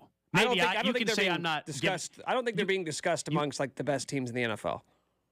I maybe am not giving them the respect you think they deserve, but I don't think they're not being discussed by people nationally. What are their Vegas odds? The Dolphins to win the Super Bowl? Yeah, and where do they rank? 15-1. And where does that rank? 6th. So here's who's in front of them: the Chiefs. So the Chiefs, the Bills, the Eagles, the Niners, the Cowboys, and the Dolphins. The Dolphins, though, to my point about the NFC having more, the Dolphins are the third best odds to win the Super Bowl in the AFC. I don't think that's like that disrespectful. They're the 2 seed right now, and they have the 3rd best odds in the AFC to win the Super Bowl. I don't think it's that crazy. Disrespectful. It's telling to me where their Super Bowl odds are compared to what their record is, the numbers that their offense is putting up. Like, they're sort of passing every test, and yet Vegas is still not respecting them the way that they respect the rest of the contenders. From the 913, Chiefs or Bills? Bold take gold. He asked me the question: would I take the Chiefs and Bills versus the field? I said yes. What am I supposed to? Yeah, I believe it or not, this is one thing. Like, I say what I truly believe. I don't just say fake crap just to throw it out there. Oh, so I do. I lie all the time. So yeah, like I still would take those 2 teams. I'm sorry that I didn't say the New York Jets. Is that what you want me to? You want me to say the Jets is my answer because it's just different than everybody else? They don't call you Alex Bold, and maybe you could change that by they don't saying something a little outlandish. No, I don't. I just think it's the Chiefs and the Bills versus the field. I would still take that if that was my option, man. Yeah, there's part of me that wants to include an NFC team, but I can't. It's tough for me to imagine like the Cowboys beating the Bills or the Cowboys beating the Chiefs in a Super Bowl. I think Dak can play like a superstar for a half, for a quarter, but I just don't think he can do it for 4 quarters the way that you have to do to beat one of those 2 teams. What were our we all did our picks before the season like everybody else. What was the AFC and NFC title games that we had? We all had Chiefs versus Packers. Yeah, because I had Cowboys-Packers NFC title game. I had Bills-Chiefs. I had Packers-Eagles. Oh, okay, Eagles at least. So same with me. You have the Cowboys, I have the Eagles. Okay. And then we both had Bills-Chiefs in the AFC title game, or no? I had Chiefs-Chargers. Hey, I mean, still alive. The Chargers are still alive. Not dead yet. They are not dead. This not is feeling true. Great, but not dead. They're not dead. All right, let's get to the trash of the day. Trash of the day. Then we'll get right back into the Chiefs and just how big of a matchup this game is on Sunday, and I cannot wait for Chiefs and Bengals. But the trash of the day has to do with a Florida woman who is suing a company over something I didn't know you could really. I guess you could sue over anything. Doesn't mean you're going to win. Doesn't mean the lawsuit won't get thrown out. When's the last time you made a microwave, Nick? Actually made something or Yeah, like like you- reheated? When I Reheated say- some leftovers yesterday for lunch. Okay, like where you just put some water in something and just ran with it, for 45 seconds or so. Never. Never. Wait, you've never made Easy Mac? No. Excuse me? Wait, hold on. You're 30. You're the same age as me. You're 31. Yeah. You have never made the Easy Mac, even in college. You're gonna have to you mean like the little to-go portable. Yeah. No. Never. No. Wow. Okay. Text line. Let me know on this. I've made that's crazy. ramen. I've made ramen. Okay. So college, yeah. Okay, close enough. But yeah, you still have never done the Easy Mac. Now, I haven't done that in 10 years. Anyway, I bring this up because the trash of the day involves a Florida woman suing Velveeta. She claims the Velveeta, which is the mac and cheese there, takes longer than the 3.5 minutes the ready time says on the box. She's suing for $5 million. Wait, $5 million. Wait, but what? $5 million. For like what? Emotional damages? That's what I'm saying. How on earth did the fact that the mac and cheese did not take 3.5 minutes to warm up and maybe it took 4 or 5 or 6 minutes? How did that Okay, how about this? cause you emotional distress? Maybe she had a job interview in a different city. She had to get on a flight to go to that job interview, but because the mac and cheese wasn't ready in time, she didn't leave in time. She missed her flight, didn't get the job, and now she's broke because she's not getting the salary that she's she not. thought she would. Oh, so that's you think that's the art of the I full don't know how else you get to that much money. Explain it to me. What attorney's taking on that case and that thing should be thrown out. You don't say. You thought that extra 45 seconds you had to stand by the microwave for that Velveeta mac and cheese is so much stress for you that you are going to sue the company. Now, maybe they should update the ready time because I do think those are never accurate. She's not wrong there. Do you think everybody should be able to allow, we hear about these stupid lawsuits all the time. Should there be new regulations put into place for lawsuits like these? Just to stop them before they have. I mean, since people were suing over, there are some things that have been put in place to make it tougher for you to do. That actually has happened. Okay, so somebody from the text line from the 816 says that's false advertising. That's a push. That's a stretch, I think. They say it's going to be ready in this amount of time, and it's not. Their commercial doesn't say we're the fastest mac and cheese, 3.5 minutes. Buy us. On the package, it says microwave for 3.5 minutes. I don't know. Have you watched all the ads? name of the product isn't 3.5 minute mac and cheese, and then it's completely false. When's the last time that you had microwave mac and cheese like that? I think that's what I said. The Easy Mac stuff, probably 10 years ago. So anything else like that, like where you just pop it in the microwave? You guys, I haven't frozen dinner. I haven't turned on oven or used the microwave in a long time. I knew you hadn't used the oven, but I thought last time I maybe used the microwave. The last time I used the microwave was I had some Chipotle delivered at one point, and it was kind of cold, and so I popped it in the microwave for 30 seconds or something. If that's what you want to know, that's the extent. Someone says Nick's a weirdo for that take. What take? I think maybe just that you hadn't ever had Easy Mac, maybe. Well, that's not a take. It's just I haven't.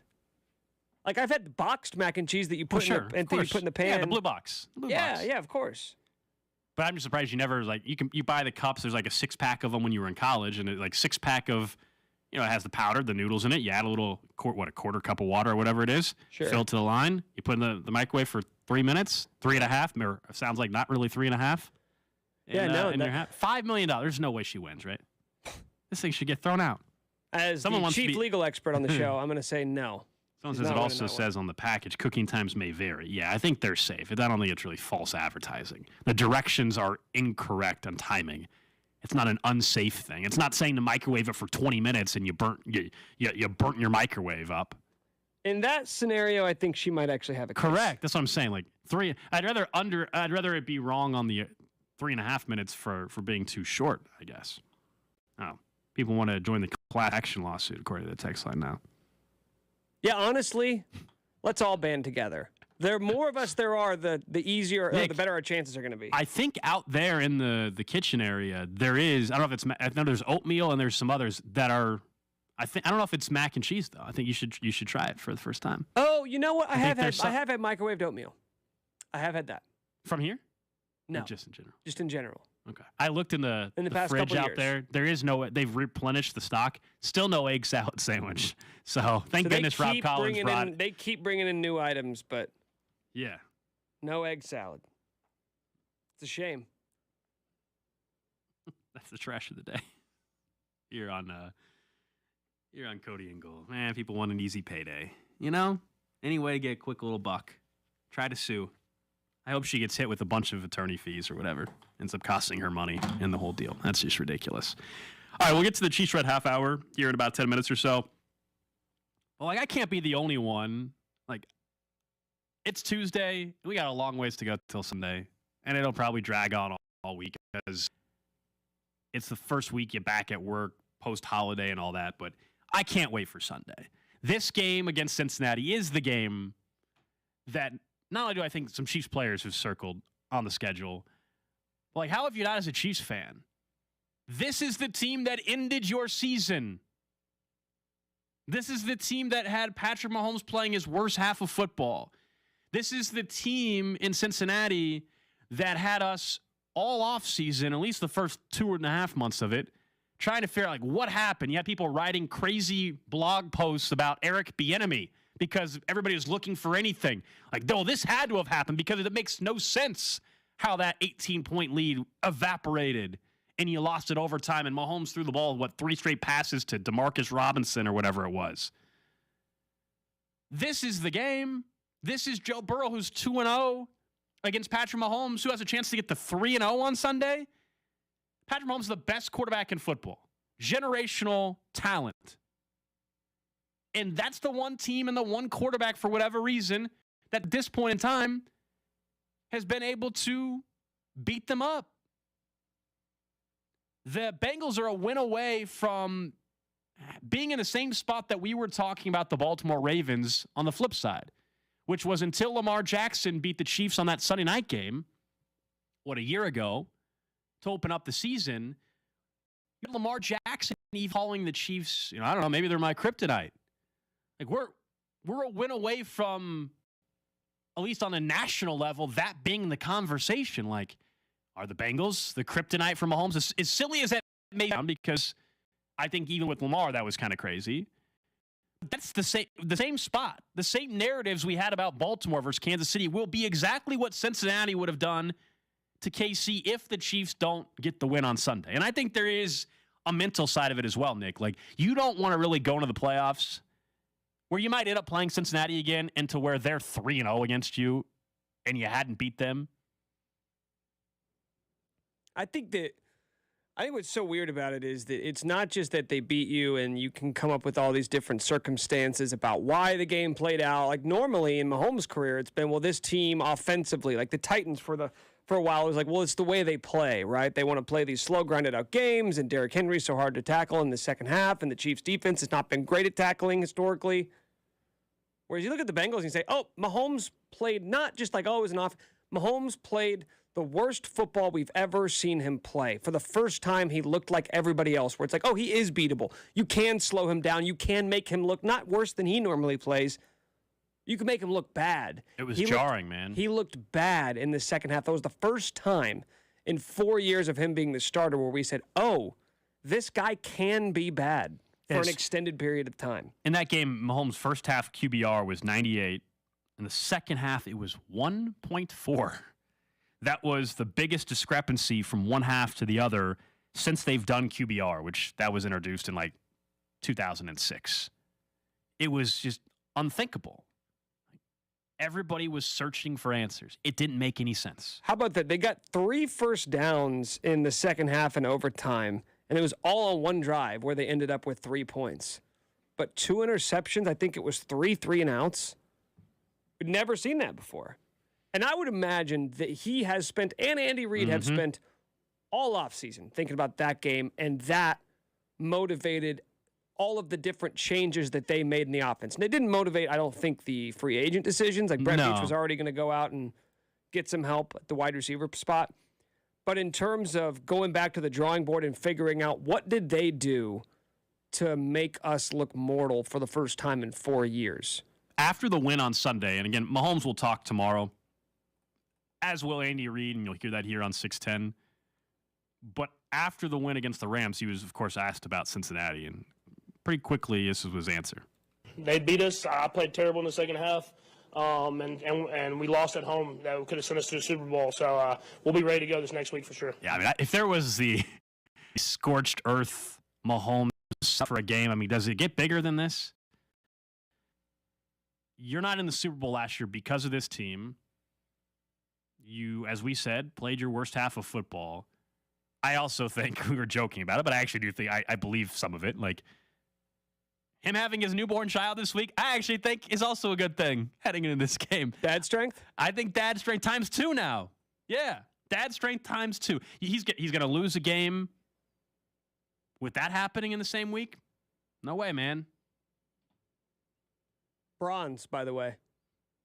Because it's Mahomes the Patrick. So Patrick, Bronze, Mahomes the third, right? Yeah, you know, some people name their, you know, they call him Trey. They name it if they're the third, or they call him Trip. This one's bronze. I mean, I get it. They have the dogs. Like, third, because third place gold. Yeah, thank you. Gold, silver. Thank you. And then bronze. So they just limited. They didn't think gold was an option at all. They didn't think that was an option. Yeah, that would be for the first, which would be Patrick Mahomes' father. So okay, so that's where they just cut it off. It's just bronze. I guess. Yeah, I don't know what do they do if there's a fourth one. You know. I don't know. I don't know. Right, they have a couple decades to figure that out, probably. They're already ready to be mailed out though for bronze. Oh, you think this is going to be an Arch Manning situation? Yes. Yeah. Do you not? The lineage is pretty strong I was there. Gonna say, you know, dad was in the majors, grandfather was in the majors in this case, and then your dad's Patrick Mahomes, the two-time, hopefully MVP here pretty soon. Hopefully it's 2-time, 3-time Super Bowl champion when it's all said and done, Hall of Famer. Yeah, I think you have some good genes going in your direction for you to be pretty good at football and obviously get some attention here. Will anyone in about 15 years? Will anyone ask Mahomes tomorrow at the press conference if he's going to have a third kid? Because that's what would happen in real life. In real life, if that was your friend, you'd say, okay, so like, are you guys done now, or are you guys going to go for number 3? Will anyone ask him at his press conference tomorrow? I mean, someone will, of course, ask him about having the newborn bronze, but I don't know. Someone will be like, are you having another one? I don't think someone's going to ask him, are you having another one? Maybe someone could ask it in the way you were saying, which is like, well, you named bronze, we assume, for the third. What would you? Do you have any idea if you had a fourth? Do you think someone will ask in there? Yeah, actually, it should be Cody. Even though Cody's off this week, he should go there and say, after I had my second kid, I had a surgical procedure to make sure I wouldn't have my third kid. No. I don't think Cody did. I don't think he did. I think it was his spouse. Oh, we're not supposed to talk about that. Yeah. I think he did. You shouldn't have clarified. Okay. He's brought it up on the air multiple times. I think he got in trouble for that one. Oh, whoops. His fault. It's fault. And he's not here to defend himself, and he's probably not listening, so what's the big deal? I wouldn't have said he said it on air multiple times. To me, if you've said it yourself on air multiple times, then it's true. It's already public knowledge. Anyway, you brought it. It's your fault. You brought it up. No, come on. I thought we agreed this was going to be Cody's fault, and we just move on. Okay, we can do that. All right, coming up next, we get to the Chiefs Red half hour. They signed somebody, they being the Chiefs, and I never want to have him on the football field, never want to see him, and Nick has a theory of why he might actually be able to fix his problems. We'll explain what that is next. You're listening to Cody and Gold, brought to you by Gann Asphalt and Concrete. For asphalt, concrete, and parking lot maintenance, Gann Asphalt and Concrete. One contractor, all things lot. Trusted in Kansas City since 1994. Online at GANNasphalt.com. Don't miss Alex's That Betting Show every Thursday night at 7 o'clock. Right here on 610 Sports Radio and the Audacy app. For your asphalt and concrete needs, there's only one company in Kansas City you should be working with. That's Gann Asphalt and Concrete. They're online at GANNasphalt.com, and they understand that you have a choice for a lot of different asphalt needs. You can choose other asphalt and concrete services in Kansas City, but they believe they're the best candidate, and I do too. If you're looking for someone that has honesty, integrity, and will have your best interest in mind, there's only one company in Kansas City that I can assure you will get that with. That's Gann Asphalt and Concrete. Whether you have short or long-term goals, big or small projects, they're ready to help you with those needs. Go to GANAsphalt.com, that's GANN, asphalt.com, and find out why they've been trusted in Kansas City since 1994. MD Anderson Cancer Center is proud to be named #1 in the nation for cancer care in U.S. News & World Report's Best Hospitals rankings, and has consistently ranked as a top cancer hospital for 33 years. As the undisputed leader in cancer, MD Anderson offers patients exceptional, compassionate care, a greater depth of expertise, and more groundbreaking clinical trials. Learn more at mdanderson.org. It's the most wonderful time of the year. Sign Then Drive is back at Volkswagen Lease Summit. Lease any new 2023 Volkswagen for $0 down, $0 security deposit, and 0 pay for 4 months during Sign Drive. There's nothing down on any new Volkswagen at Volkswagen Lease Summit, and no payments until March of 2023. Simply sign, then drive away with your favorite VW. Plus, we have used cars in all makes and models, and you can sign and drive on any of those too. Pay nothing out of pocket and nothing for 4 months when you buy a used car from Volkswagen Lease Summit this month. When we say 0, we mean 0. Are you in a lease and wish you'd bought, or bought a car and wish you'd leased? Is your interest rate too high? Do you owe more than your car's worth? Bring your car to Volkswagen Lease Summit and we'll buy your car for its original base MSRP, deducting only for mileage, manufacturer incentives, and any damage. Upgrade your ride during Sign Then Drive today. Visit VWLeaseSummit.com for details. Trade offer for 2012 and newer. Excludes Highlines. Financing through VCI OAC. See dealer for details. We asked Google Fiber customers what they think about their internet speed. If someone walked up to me and said, "How fast is Google Fiber?" I would say fast enough that I don't notice it. Google Fiber has simplified our lives, and the speed has been exceptional. Google Fiber isn't just fast, it's crazy fast. Into fast internet? Sign up for Google Fiber at fiber.google.com. Actual Google customer compensated for testimonial. Customer experience may vary. We're in the middle of football season. That means it is the perfect time to download FanDuel, America's #1 sportsbook, because right now, new customers get a no-sweat first bet good for up to $1,000. That's free bets back if your first bet doesn't win. All you need to do is use my promo code CDOT. What I like most about FanDuel is you bet how you want. Money lines, point spreads, player props. You can even combine your bets for a chance at a bigger payout with the same game parlay on an app that's safe, secure, super easy to use, and you get your winnings fast. All you need to do is use my promo code CDOT for a no-sweat first bet. Use my promo code CDOT. Make every moment more this season with FanDuel, the official sportsbook partner of the NFL. 21 and present in Kansas. First online real money wager only. $10 first deposit required. Bonus issued as non-withdrawable free bets that expire 14 days after receipt. Restrictions apply. See terms at sportsbook.fanduel.com. FanDuel is offering online sports wagering in Kansas under an agreement with the Kansas Star Casino, LLC. Gambling problem? Getting help is your best bet. Call 1-800-522-4700 or visit ksgamblinghelp.com. Football, tailgating, and parties, and smoked barbecue. Anything better. No matter what you're celebrating, Smokehouse Barbecue will celebrate with you. Private banquet rooms in all 3 area locations, Independence, Gladstone, and Zona Rosa. Or if you're hosting your own party in the KC Metro, invite Smokehouse to cater and deliver. Order the whole meal with their famous ribs and wings. Or if you're flexing your skills on the grill but need Smokehouse Barbecue's hickory pit beans or cheesy corn to go with your masterpiece, give them a call or visit smokehousebbq.com. Time to fire up your laptops for Cyber Monday savings, because the Home Depot has the tools to make your holiday magic with new savings every day. So start clicking and adding everything you need for the tech lovers in your life. Or grab one of our nailers, combo kits, or trimmers to surprise any doer on your list. Everything you need for the holidays is just a click away with free delivery on eligible online items. The Home Depot, how doers get more done. Hey guys, this is Keenan Thompson. I have a problem with you. Yes, you. None of y'all told me that AutoTrader has millions of new and used cars that I can shop from home. I thought we were friends. I put smiles on your face, but I'm not smiling.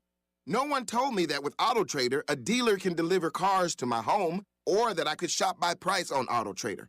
No one. Consider this friendship that you just learned we had officially over. Finally, it's easy. AutoTrader. Finding great candidates to hire can be like, well, trying to find a needle in a haystack, but not with ZipRecruiter. Its powerful technology actively finds and invites qualified candidates to apply to your job, So while other companies might deliver a lot of hay, ZipRecruiter finds you the needle in the haystack. See why 4 out of 5 employers who post a job on ZipRecruiter get a quality candidate within the first day. Try ZipRecruiter for free at ZipRecruiter.com/free. That's ZipRecruiter.com/free. Windy and becoming colder this afternoon. High today 57. Weather brought to you by Macy's. It's Macy's Friends and Family with incredible deals on great gifts. Save an extra 30% off with your coupon or Macy's card and take 15% off fragrances and skincare too. Now at Macy's. Savings off regular sale and clearance prices. Exclusions apply. Anthony Plumbing, Heating, Cooling, and Electric. Technicians you can trust with your house keys. Anthony Plumbing, Heating, Cooling, and Electric is proud to install Generac generators. When you purchase a new Generac home standby generator, receive a 10-year warranty for free, plus financing to fit your needs. From Anthony Plumbing, Heating, Cooling, and Electric. Chiefs Kingdom. This is Mitch Holtis, and welcome into the Chiefs Red Half Hour on Cody and Gold. Every 30 on your official broadcast partner, the Chiefs, 610 Sports Radio. Chiefs Red Half Hour is brought to you by Greenway Ford. It's a new day, a new way at the all-new Greenway Ford. Alex Gold, Nick Schwert with you. Nate Taylor from The Athletic going to join us about an hour and a half from now in the studio. Get his thoughts on, of course, some of the things we've been discussing today and the huge game on Sunday against Cincinnati. And I also want to get his perspective on what he thinks really is behind the signing of Melvin Gordon. So Melvin Gordon signed yesterday to the Chiefs practice squad. Longtime veteran running back in this league and really in this division. He's only played in the AFC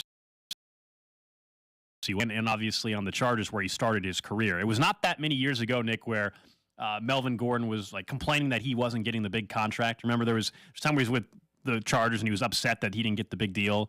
And then now he's just become kind of almost like a journeyman type of running back that can't hold on to the football. He's got 5 fumbles in 10 games when he played for the Denver Broncos, which is why, look, he's on the practice squad. No harm.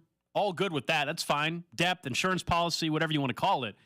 As long as that's what he is, and as long as that's it, that he doesn't see the football field. Like, with all due respect to the guy, never met him, never talked to him. What I have seen is the fumbles. Time and time again, specifically near the goal line this year for the Denver Broncos. Cost them actually a couple games, as a matter of fact. So you're canceling Melvin Gordon's career before it even begins in Kansas City? I do not want Melvin Gordon in a Chiefs uniform carrying the football in a meaningful NFL game. That is correct. If they want to activate him in Week 18 when the Chiefs have the 1 seed locked up and they can have Chad Henne and Melvin Gordon playing against the Las Vegas Raiders, that is fine with me. Go for it. Go right ahead. That should be the extent. It scares the hell out of me to think about Melvin Gordon having a meaningful carry in the postseason. I hope this is just an insurance policy. We saw Ronald Jones activated for the first time. I thought looked decent in his very limited sample size. We know Clyde's on IR. Maybe this means Clyde's not going to return from IR. Maybe it's an insurance policy if Rojo were to get hurt and they need at least have 3 backs. Same with Jerick McKinnon. I think that's what this is. Remember, he's on the practice squad. He's not even on the active roster and then ruled inactive on game day. He's on the practice squad. Not a huge deal. Is he that bad? Dude, he fumbles too. How can you trust him? I don't think he's a bad runner. I think he is a physical runner. I have no doubt that he could have some success in that regard. But Nick, he fumbles the ball in the red zone consistently this year. I mean, he's only got 5 fumbles. This is what only 10 games. Now, what are you going to say? Only lost 2 of them. 5 fumbles in 10 games, man. No, he cannot play a meaningful snap. I actually think he's a decent runner, if that's what you're asking. But look, remember a couple years ago when they brought in LaShawn McCoy? Remember that? I do. And he fumbled in that Colts game, and then we kind of really never saw him again. This is a guy that would fumble it in a playoff game. I'm good. I'm out. Let him be on the practice squad. That's fine. Let him make a couple bucks on the practice squad. So I've got a theory. I think the fumbling issues that have plagued him throughout his career. Okay. I think they can actually be fixed. Oh, so you can do something that none of these other NFL coaches have done. I think outside the box. Okay. You know, I don't just do traditional methods. I'm not bound to any, one way of coaching or training. So Melvin Gordon, let's just look at the facts. He's very jacked, right? He is. Big old boy. 6'1", 215. And that's part of his DNA, is I'm a physical runner. I'm a bruising running back. That's why he's been so useful when he's not fumbling near the goal line. But that's actually part of the detriment. That's part of the reason why he's had the fumbling issues, Gold, is because, oftentimes you'll hear running backs talk about that pocket in the elbow where they've got to secure the ball. Mm-hmm. And that's how you keep it from defenders being able to get in there and rip the ball away. Well, when you're as jacked, when you've got bulging biceps, like cartoonish, man, like superhero type muscles I didn't know you studied Melvin Gordon so closely. Look at the picture. Anybody who's watching on the live stream, look at those arms, man. Too big. His biceps are so big that it hinders his ability to secure the football in a way that won't allow defenders to get in there and rip it out. So like other guys, like Derrick Henry's jacked, but Derrick Henry's longer than Melvin Gordon is. He's taller, he's longer, he's a little bit leaner. So Melvin Gordon's been in the league since 2015. Yeah. So you think in the 8 years he's been in the league, nobody, if that was a legitimate thing, that you're the first. So NFL coaches know everything now, huh? No, but just that nobody's tried to fix it, and that's never come up.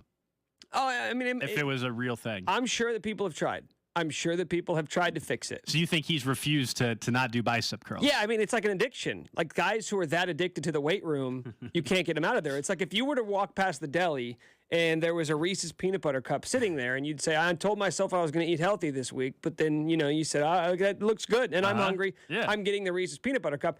That's the same way that Melvin Gordon walks past a set of 80-pound dumbbells. It's like, I told myself I was going to get lean. I told myself I was going to start keto, drop some weight, no carb diet. But then I saw the dumbbells. I had a protein shake, and all of a sudden, I'm back to being jacked again. Here's the other thing. Even if that's true, I'll play along. Okay. Do you have a better idea, by the way? He hasn't fixed it in 8 years, so it doesn't do me any good. Well, he can fix it now. I don't care if he didn't fix it on somebody else's watch. Nick, let me just go through. 2015, 14 games, 5 fumbles. 2016, 13 games, 2 fumbles. 2017, 1 fumble. The only year he never fumbled a football was 2018. He played in 12 games. In 2019, 12 games, 3 fumbles. It's gotten worse, just so you know. 2021, 3 fumbles, 16 games. I think he's getting bigger. 2022, 10 games, 4 fumbles. I said 5. I think it's 5. I think that stat's wrong. I'm pretty sure it's 5, not 4. 20 fumbles, 21 fumbles in your NFL career, I man. think he's getting bigger. I think that's the problem, is he needs to start slimming down now. Yeah, that's ridiculous. What if he promises to not fumble anymore? Then would you like to see him? No, Nick, he can't be on my football field, all right? On your football field? My football field. He wow. can't be on there. Ownership. He cannot be on my football field in a Chiefs uniform. Can't happen. So you don't think there's any chance? He can be on the practice squad. I mean, I'm sure he's a great guy. You don't think there's any? Okay, what's the over/under on touches for the Chiefs this year? I know what you want. I know you want it to be 0. Yeah, 0. Do you think he will suit up and get a carry for the Chiefs this season? Only game that maybe at week 18 if they have the number 1 seed locked up. That's my scenario where he somehow gets on the field. Not only do I think he will suit up, I think he will get a carry in a game, and I think he will get enough carries to where he will fumble the ball once in a Chiefs uniform. Yes. And you want that? I'm not saying I want it. I'm telling you that's what I think is going to happen. If we know it's that likely to happen, then why ever put him on the field? That's all I'm saying. Again, he can be on the practice squad. That's fine. No harm. That's all good. Let him hang on the practice squad, make a few bucks, be a good teammate. Fine. He just cannot ever carry a football for my football team. That's it. I wouldn't be shocked. I mean, we thought Rojo wasn't going to get any carries after not suiting up at all for 2 months, and all of a sudden, boom, Clyde goes down. What happens? Rojo gets some playing time this week. Clyde's hurt. Yeah, and if Clyde continues to be hurt, imagine a scenario where Clyde doesn't play again this year. Ronald Jones or McKinnon or Pacheco would have to get hurt for, I think. Thank goodness. You don't think there's any way that Melvin Gordon could pass Rojo this year? He just suited up for the first time in week 12. No. I wouldn't be too sure. It took how many weeks for Ronald Jones and an injury to become active on the roster? Melvin Gordon's on the practice squad. I think it's an insurance policy. I'll just tell you this. If I were to wake up in week 16 and I saw that Melvin Gordon was activated from the practice squad or elevated from the practice squad and activated, and then he's getting a carry, I would be holding my breath every damn time he carries a football. I don't know how you couldn't. 21 fumbles. So who do you trust more, Shady McCoy or Melvin Gordon? McCoy would just hold the ball out there with one arm sometimes, man. He would be fumbling. Melvin Gordon's trying to protect the ball. McCoy was just carrying with one arm. That's how quarterbacks run sometimes because they haven't been taught how to do it properly. Yeah. You always see Cam Newton did it all the time. Michael Vick did it all the time. They would just run with it out there. That's how Shady McCoy, an actual running back and a good running back at that, would run with the ball. From the J Southland Tow Service text line, 913-586-7610. Haven't heard you guys talk about Guillotine League in a while. What's going on with that? You want a little update? Nick, myself, and Cody have been out for 7+ weeks at least. I think Cody was out week 1. Nick, you were out week 3. I was out week 7. Sean Barber got out week 11. And now we're down to what? 1, 2, 3, 4, 5, 6 teams. And Nick, it looks like Casey Kurt's going to win again. He has $300 left. Dynasty. The next amount left is $49. He can add every best player from every team that's left now. The guy's unstoppable. Casey Kurt's going to win his second one in 3 years. You're right. It is a dynasty. So that's what's up with the Guillotine League. If you were wondering. Good for him, man. Be honest. Are you happy that Sean Barber got cut? I don't really care. Once I'm gone, I don't have rooting interest in anyone. Did you delete the app? You don't even have it? I never did have the app. Oh, that might be why you got out in week 3. That might be why I constantly forgot to. That might be why your team was terrible and out by week 3. Yeah, probably so. Makes sense. That might have been the. I don't know if Guillotine League's my speed. Really? Well, I've made it about combined 6 weeks. My first 2 years doing it. Never had a morsel of. It's a different format. Yeah, I'm just not good at it. So you think you're just as bad at that as Melvin Gordon is fumbling the football? I think the jury's still out. Okay. Melvin Gordon's got more data than I do. He does. 8 years worth. 8 years worth of being a fumble-prone running back in the NFL. That is true. I did see your guy Tommy Townsend was tweeting just a few minutes ago, and I actually, you know what? I think he's correct in this. He's tweeting out links to Pro Bowl voting. It's the Pro Bowl. We've talked about that, how the All-Pro stuff is a bigger deal, but there's incentives in guys' contract. He tweeted out, just with Pro Bowl games voting being live, don't forget to vote for your favorite Chiefs, and it's a photo of him. He's obviously wanting you to vote for him. He's actually, as much as yesterday we spent time on the special teams, which I think you guys know where we stand on special teams this year, and I think it's been a disaster at times, not just the punt return stuff. But the biggest bright spot has actually been Tommy Townsend. Okay, he's the punter for the team, but it's Tommy Townsend. Did you see the Pro Bowl voting stuff came out yesterday? The Chiefs have 3 of the top vote getters in the entire league. So Justin Jefferson has the most votes in the initial phase for the Pro Bowl voting. And Mahomes and Kelsey are number 2 and number 3 for the Pro Bowl. Now let's hope they don't even have to play in the Pro Bowl because the Chiefs would be getting ready for the Super Bowl. The one that was surprising to me, Nick, is Isaiah Pacheco is one of the leading vote getters for return specialist. I thought this was going to be a Tommy Townsend and why he should make the Pro Bowl. Well, he should make the conversation. I just did. Number 1, we should have more of it. I think Tommy Townsend should make the Pro Bowl. He's having a great year. He is. In net punting average. He's having a fantastic year. Unfortunately, guys like Johnny Hecker just continue to get the love, you know? Are you saying we need to start a Tommy Townsend? Yeah, okay, Johnny Hecker campaign? Johnny Hecker's got over twice as many punts as Tommy Townsend. We shouldn't punish Tommy for not having his number called as much as some of these other lousy teams. Like Johnny Hecker, if Tommy Townsend played for the Rams, guess what? Mm-hmm. He'd have 60 punts this year. I'm with you. I think Townsend's had a great year. All right. That's all I had to say. I'm going to start the Townsend for Pro Bowl campaign. Yep. Vote for Tommy. # vote for Tommy. Vote for Tommy. Okay. We can do that. I was going to say, though, Isaiah Pacheco, it is kind of funny. So he's started 3 games now? Is that it? 2?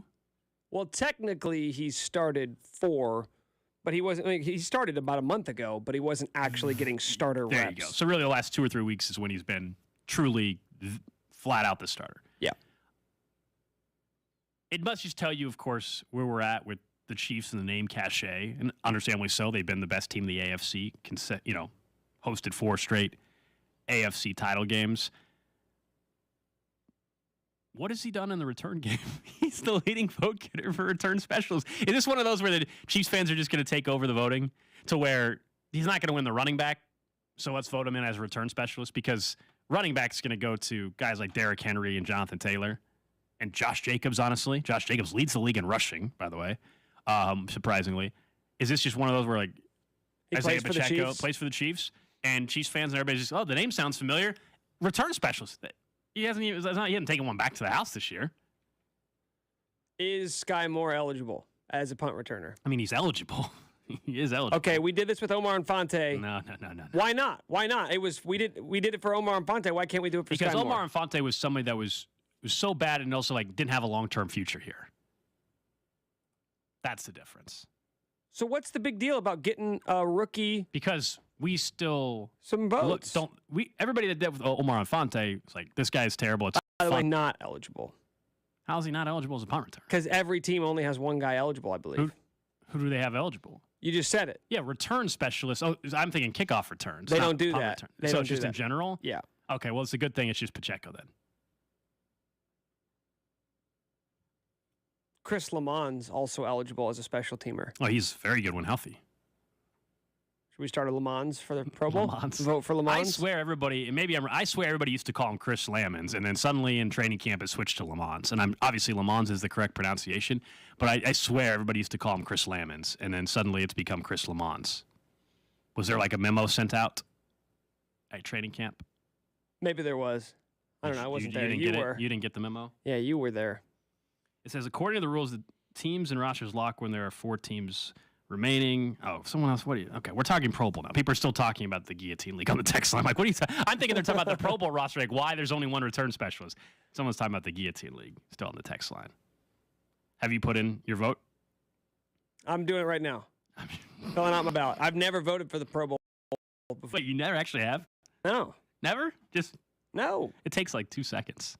You put in your email address, you select Tommy Townsend, punter, you hit submit. That's it. You don't even have to do the rest of the roster. Just put in punter, Tommy Townsend. I'll give my guy Chris Jones a vote, too. That's probably a good idea, too. It's probably a good idea. Thinking of voting here on the tail end of the Chiefs Red Half Hour, I'm surprised. You know, I'm actually proud of you that we've made it to Tuesday of this week. It's 11:50.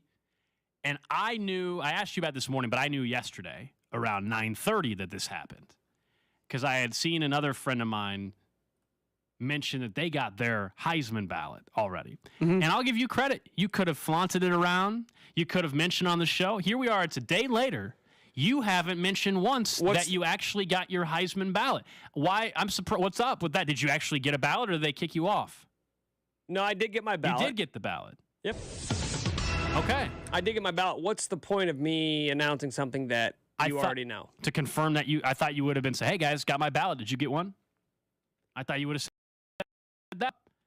And it seems like this year's kind of a gimme one. Seems like this one is an obvious Heisman winner. Yeah, Caleb Williams. I'm not going to give it away. The voting process won't allow me to do that, but it seems as though Caleb Williams is going to be tough to beat. He was given his statistical advantage in the fact that CJ Stroud lost this week. He was plus like 250 or so a week ago to win it, and now he's like minus 1,000, if not minus 2,500 in some spots. Second year in a row where it feels like it's kind of a rather lackluster Heisman race, where last year I guess Bryce Young did win it in the last year, but it didn't seem like either one of those guys, he or Stroud, were having a ton of those moments down the stretch. Kenny Pickett, Aiden Hutchinson got in the mix late. This year, it feels like it's Caleb Williams, but his moment was really in the UCLA win. Other than that, like if Max Duggan ends up getting a invite to New York City. He should. He absolutely should. He should, but that to me is an indictment on the lack of star talent in college football Maybe this year. so, but I think he absolutely deserves to be invited. Undefeated team. He's had a great season. He's not going to win. Absolutely fits to be invited. In fact, I agree. Given the lack of competition. I would hope you're going to give him some votes. Maybe. Wow, you're thinking about not giving him any votes. That's I can't disclose who I'm voting for. I can't disclose who I'm voting for to win, second, third. I can't do that, and I never would. We already know Caleb Williams is going to be your first place. You don't know that. I just think that that's who will win. I'm not saying that's who I'm going to vote for. I'm not saying anything. You still going to vote on who you had from preseason? I don't know. I haven't decided. There's still games to be played this weekend. Championship weekend. A lot of football left to be played. Why send the ballot out before the championship games occur? I don't know that. That's the dumbest thing. Why? That makes no sense. Because they can actually track this. People will submit their ballots this week. And already put in Caleb Williams. Now, I don't know. Like, what could Caleb Williams do to lose? I mean, I guess. Dude, he would have to throw 4 picks and look horrific. And then Max Duggan would have to throw 5 touchdowns, no interceptions, and a winning effort. Honestly, it would take something like that. If TCU just destroyed K-State, which I don't think they will, and it would take Caleb Williams being horrific against Utah. But it doesn't make any sense to let people put in a ballot before games. I don't know why. They've always done that, too. We don't, like, the MVP voting in the NFL doesn't count for the playoffs. We know, the voting for that is done before the playoffs. I get that. I understand why. Otherwise, people would just vote for the guy that was great during the postseason. I understand why we do that. But we don't allow the MVP voting to start in Week 12 or Week 17. You got to wait till after Week 18. It's kind of weird. They've always done it that way, too. And it's always had people complaining because they always see people submitting their votes before championship weekend. This year, it might not matter, but does Bijan Robinson get invite to New York, you think? Probably not. He's so good, but he doesn't, again, like the numbers aren't really there. Excellent. How on earth does Nick have a Heisman vote? He's had one for a while. He must be new. He's grandfathered in. He'll have it the rest of his life. Like, people wanted me to explain how I got it. It's pretty simple. I was covering college football in Lawrence for a long time, and it's all based off regional voters, and I just see a lot of Heisman candidates in Lawrence, man. Yeah, you do. Well, you see them come through and put up big numbers, and they thought, wow, who's more qualified than a guy who sees dudes go for 5 touchdowns and 400 yards on a weekly basis? You know, I saw Baker Mayfield. I saw Kyler Murray, saw Jalen Hurts. So that he said, you know what? Robert Griffin III. This guy knows his stuff. He knows this. He's seen him up close and personal. Let's give him a vote. It's all regional, man. So, like, the there's Midwest, like 800 voters. Yeah, there's like 700 and some voters, but it's all regional. So they want every region represented. That's why they do it like that, because they know that not every voter is watching every single team. Not every voter is watching all the Pac-12 teams. They're not all watching Big 12, ACC, et cetera. So they want people from all over the country voting. So there's probably a handful of us here in Kansas City.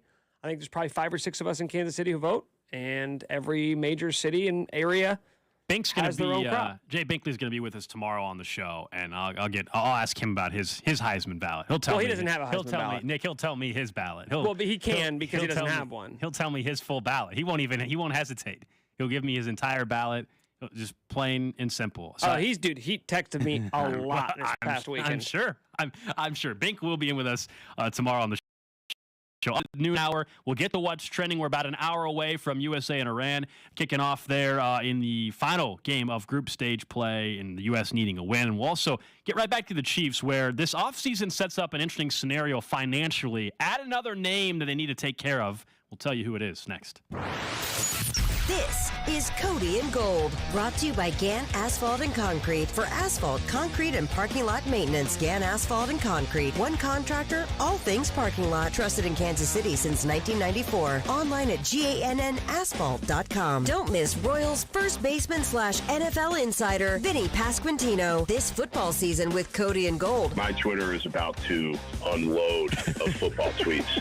First Jets game that I have free on Sunday. It's go time. 610 Sports Radio. Legends, a conversation with Chiefs Hall of Famers Bobby Bell, Jan Stenerud, Willie Lanier, and Mike Garrett is now available on demand at 610sports.com and the Audacy app. The 3-hour special honoring the life and career of Len Dawson is brought to you by Century Roofing. Trust the pillars of strength. Trust Kansas City's hometown roofing team, Century Roofing. And by Quad Power Products. Visit them at quadfluidpower.com. Legends, now available on demand on your official broadcast partner of the Kansas City Chiefs, 610 Sports Radio. BetMGM is giving soccer fans a chance to go for the goal. Just place a 1-game parlay wager with 4 legs or more on any World Cup game. If all the legs in the parlay hit but one, you'll receive up to $25 back in free bets. 1-game parlay, you can make selections within a single World Cup game from tons of bet types, including team and player props. So just opt into the promotion, then place a 1-game parlay wager of 4 legs or more on any World Cup game. And if one leg misses again, no big deal. You'll get up to $25 back if you miss that one leg in free bets.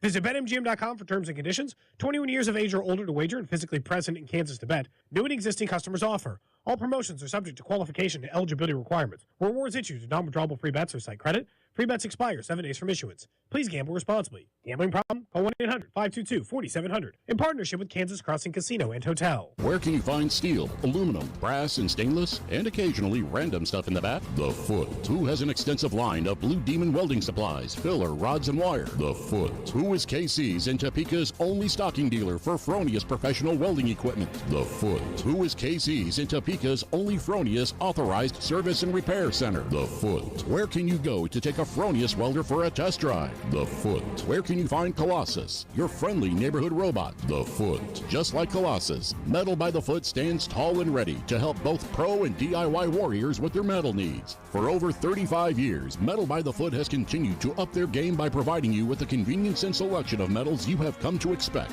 Discover new and unique quality products to take your project and skills to the next level. Get instant pricing on most items at metalbythefoot.com. That's metalbythefoot.com. When you need a piece of metal, remember, metal doesn't have to cost an arm or a leg, just the foot. Get in zone, AutoZone. Welcome to AutoZone. What are you working on today? Thinking about gas mileage. You know, changing your oil with a full synthetic oil like Pennzoil Platinum can help your engine get more miles. Right now, you can get 5 quarts with an STP extended life oil filter for only $38.99. Get everything you need for better fuel efficiency at any of our 6,200 stores or on AutoZone.com. Get in the zone, AutoZone. Restrictions apply. Today on Fox. The Stars and Stripes must come out strong in a huge World Cup group stage clash. And he just rifles his home. Christian Pulisic once again leads the U.S. Young Guns. And that is magnificent. As they take the field for a crucial showdown against Iran. A moment of magic. USA, Iran. Coverage begins today at 1 Eastern on Fox and the Fox Sports app.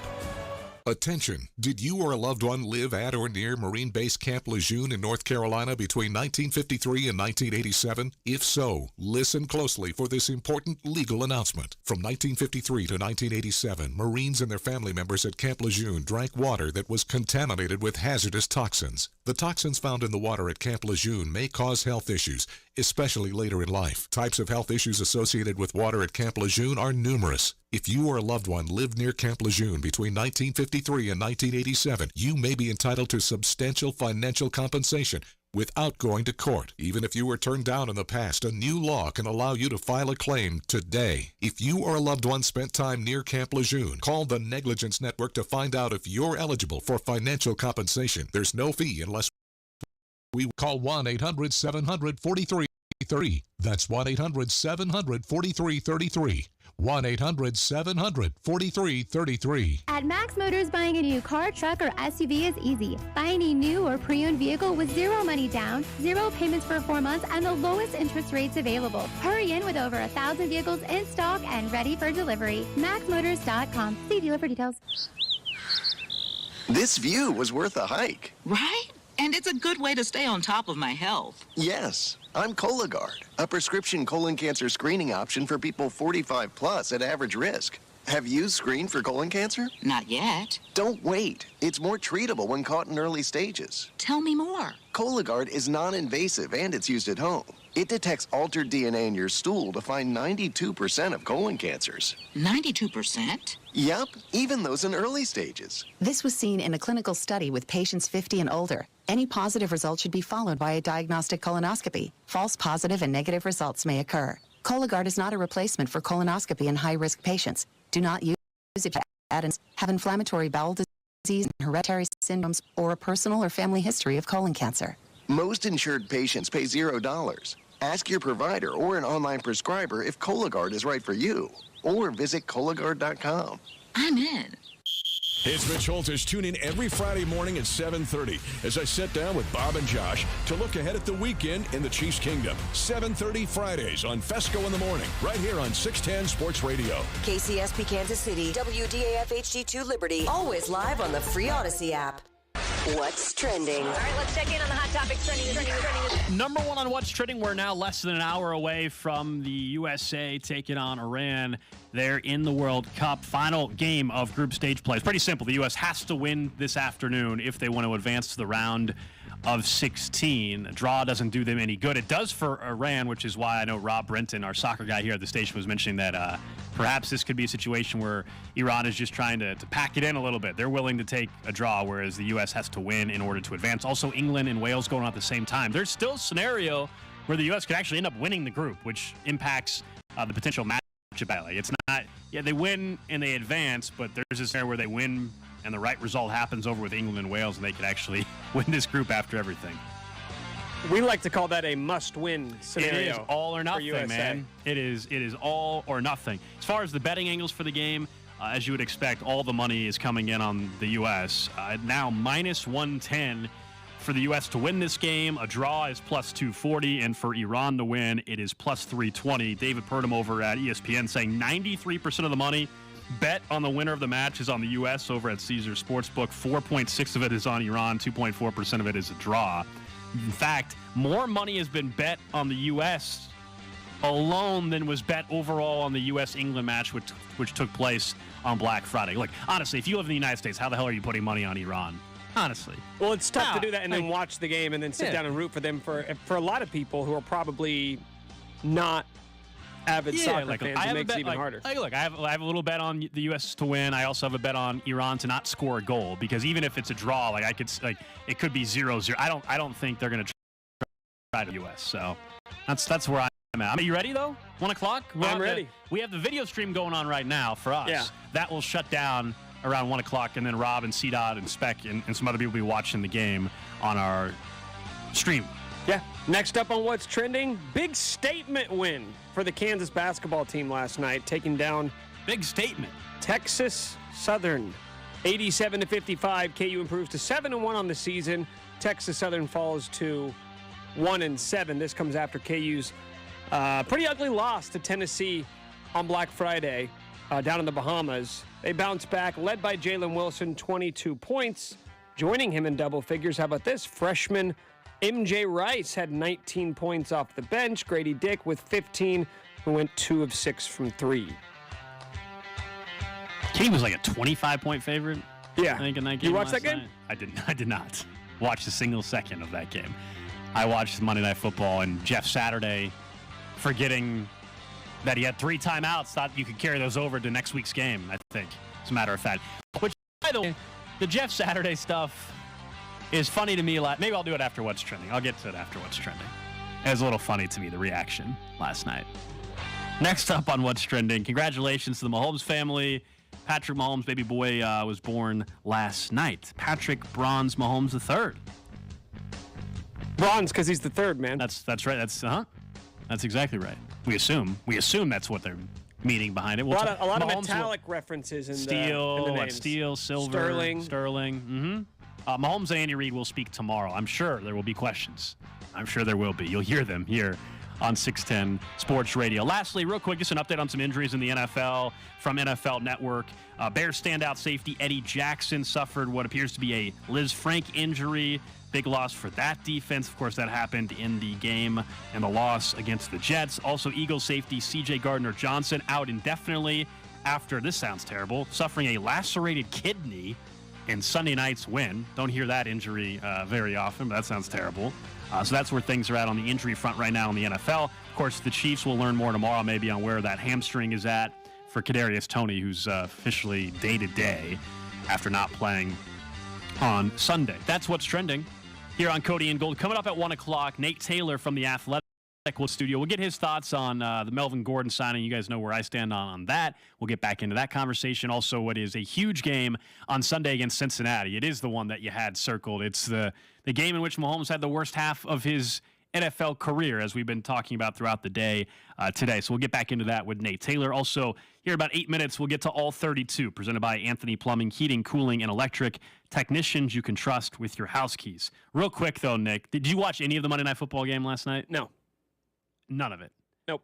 So it actually, after being a really slow start, turned out to be somewhat entertaining. It was a good finish. 2 not very good football teams, of course, the Steelers and the Colts. But the story out of that game really is Jeff Saturday and his clock management, right? They had 3 timeouts in their pocket, and they had a sequence which was just absolutely inexcusable.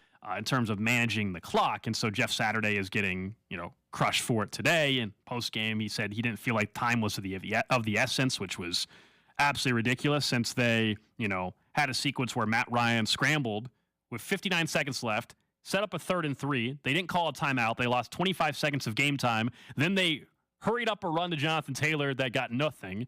And then they had to actually call a timeout. It was just bad decision-making there. But what's funny to me is I saw a lot of, well, this is why you need a coach with experience.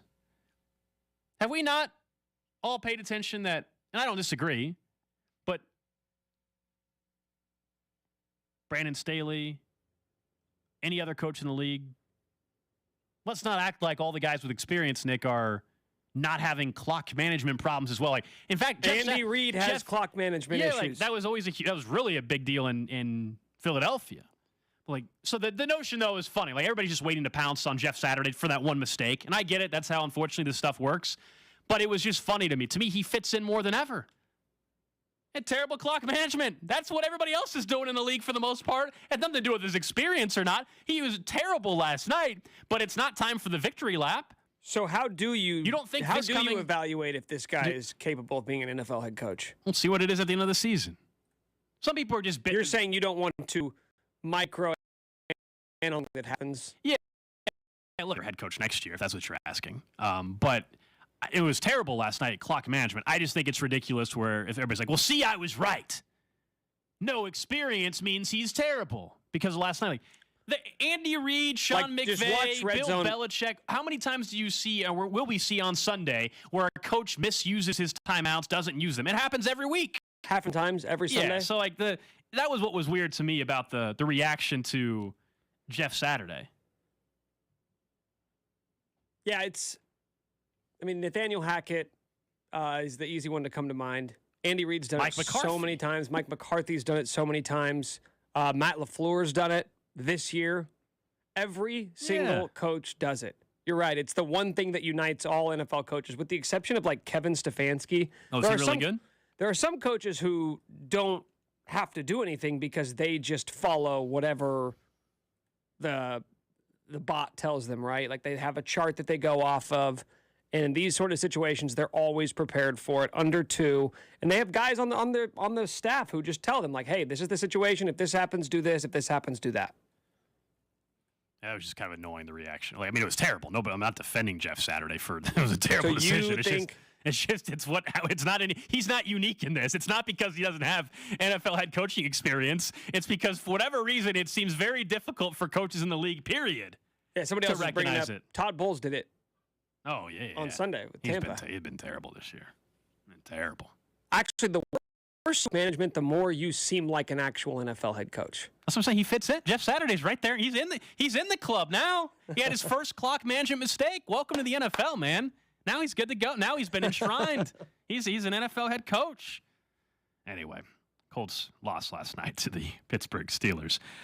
Look, I think when we had talked about the Chiefs and their decisions that have to be made based on what occurs this season, there were a couple names that we always factored in. Like, we knew heading into this season for the Chiefs that based on performance, a decision one way or the other will have to be made on Chris Jones. That hasn't changed, except I think the decision has already been made based on what Chris Jones is doing, right? 10 sacks, might end up getting to his career high 15.5 sacks. He's been incredible. He can be in the Defensive Player of the Year conversation. You know where I'm at on that. He's not going to win it. There's a guy named Micah Parsons that exists. But Chris Jones having an incredible season. To me, the decision's been made. You're going to have to re-sign that guy. You can't let him walk. Even though he has a year left on his contract, you're going to have to redo that deal. One way or the other, decision was going to have to be made on Orlando Brown Jr. I think we saw as the season progressed, Juju Smith-Schuster is going to be a tough guy to let walk and not bring back. The name that I don't think has been talked about enough, and why I asked the question, like, do they have enough money to make this all work, is L'Jarius Sneed is part of this as well. L'Jarius Sneed's having another really, really good season because he's not just a corner in the sense that he's just a coverage guy. We know they like to move him. Spags loves to have him blitz. He's involved on run plays as well. He's so versatile for this defense to where I think he will be the exception of a corner that Brett Veach and this regime is willing to actually re-sign. Because go through, we know they've picked that one position to really not spend a ton of money on and allocate a ton of resources over the last couple of years since he's taken over, and that's been corner, right? They didn't give Charvarius Ward the deal. They've been bringing in different guys, and this year they spent a couple draft picks more resources than they really had. They spent a number one pick, or their number one pick, on Trent McDuffie, but then the other guys were seventh round picks. But they haven't got out and made that big splash in free agency. They haven't been willing to go and re-sign the guy in-house. I think Snead will be that exception because that'll be the biggest question that people have towards doing it. They'll say, well, what track record do you have of showing that they're willing to give Snead the contract? And I don't have an example of another corner, but I think he's different, Nick. I think he's different. Can they make this work, though, financially? It's the NFL. I feel like you can always maneuver the cap if you want, but there's a ton of guys that they have decisions to make, and right now, it's a good problem to have in a weird way because that means all the guys I just mentioned, with the exception of maybe Orlando Brown Jr., are all having really good seasons. If there was one casualty, who would it be for you of those three guys? If you could only afford to re-sign two of them. Yeah, so Chris Jones, I think, is a guy you have to have He's back. a lock. Yeah, have to have him back. I don't care. It's going to cost you a ridiculous amount of money. Have to have him back. He's too damn good. I know he'll be crossing over to 30 at some point during that contract. He has to come back. Orlando Brown Jr. is weird. I think a lot of people would gravitate right away and say, oh, that's the guy I don't want back. But I will remind you, he would also be the most expensive or the second most expensive of the bunch. He would. The only reason why I'm not putting him at number one, like, hey, I'll just move on, is it's a left tackle. We already know they probably need a right tackle as well long term. And so you're going to an offseason needed to find a left and a right tackle. And who are you finding that's going to be that cheap at left tackle?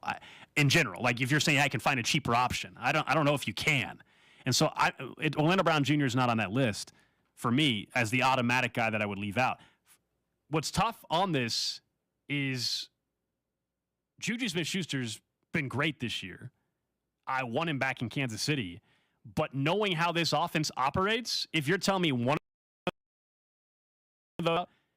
that you could easily pass on or make it easier to pass on, he's probably it. I think they need him. That's interesting. But that's the guy because I feel like a lot of fans would probably disagree. I agree. I know. Well, he's also a fan favorite, and I thought I loved the signing this past offseason.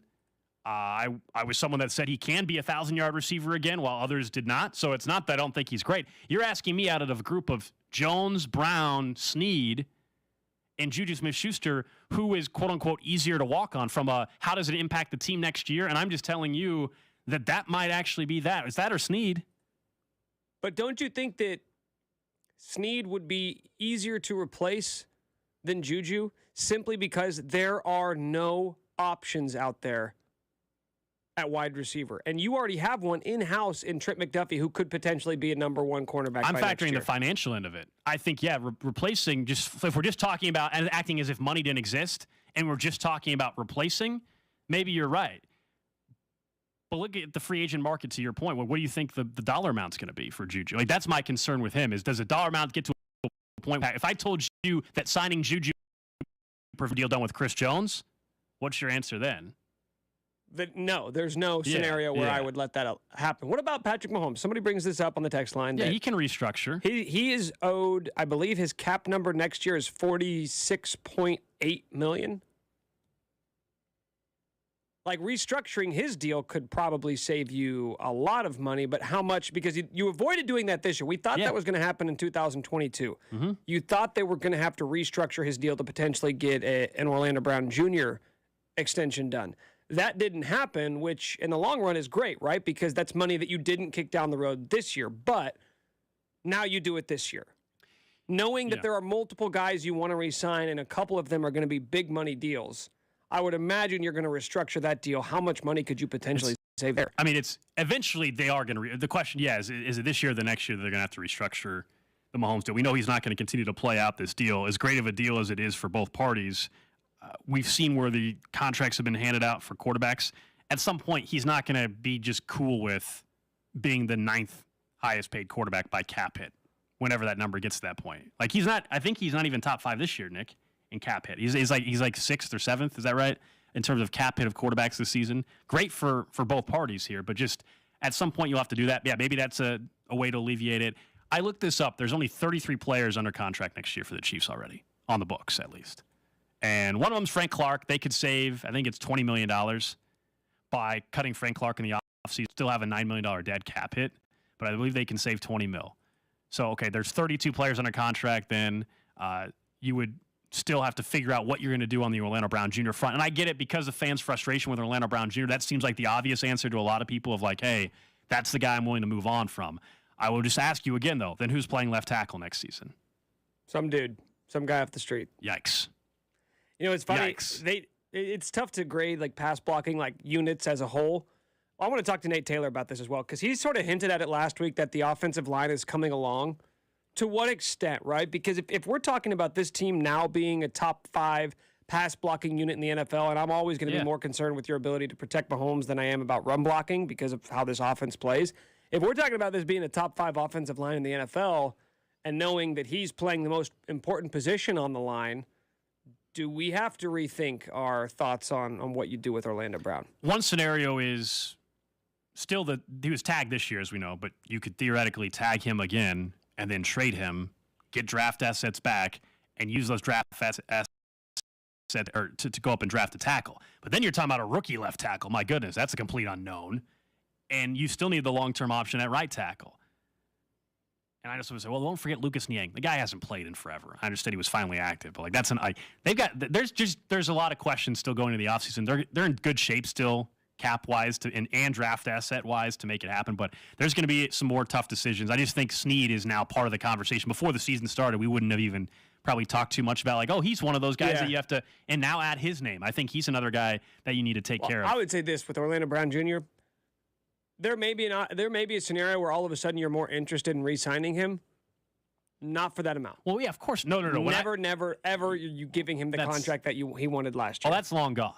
That's long gone. And he should have ended up taking the deal that they offered him this offseason. That deal's not there anymore. Yeah, so when I say that, like, I don't think it's impossible that he's back, it's not that he's getting the deal that he wants. It's that, like, that still might be his best option.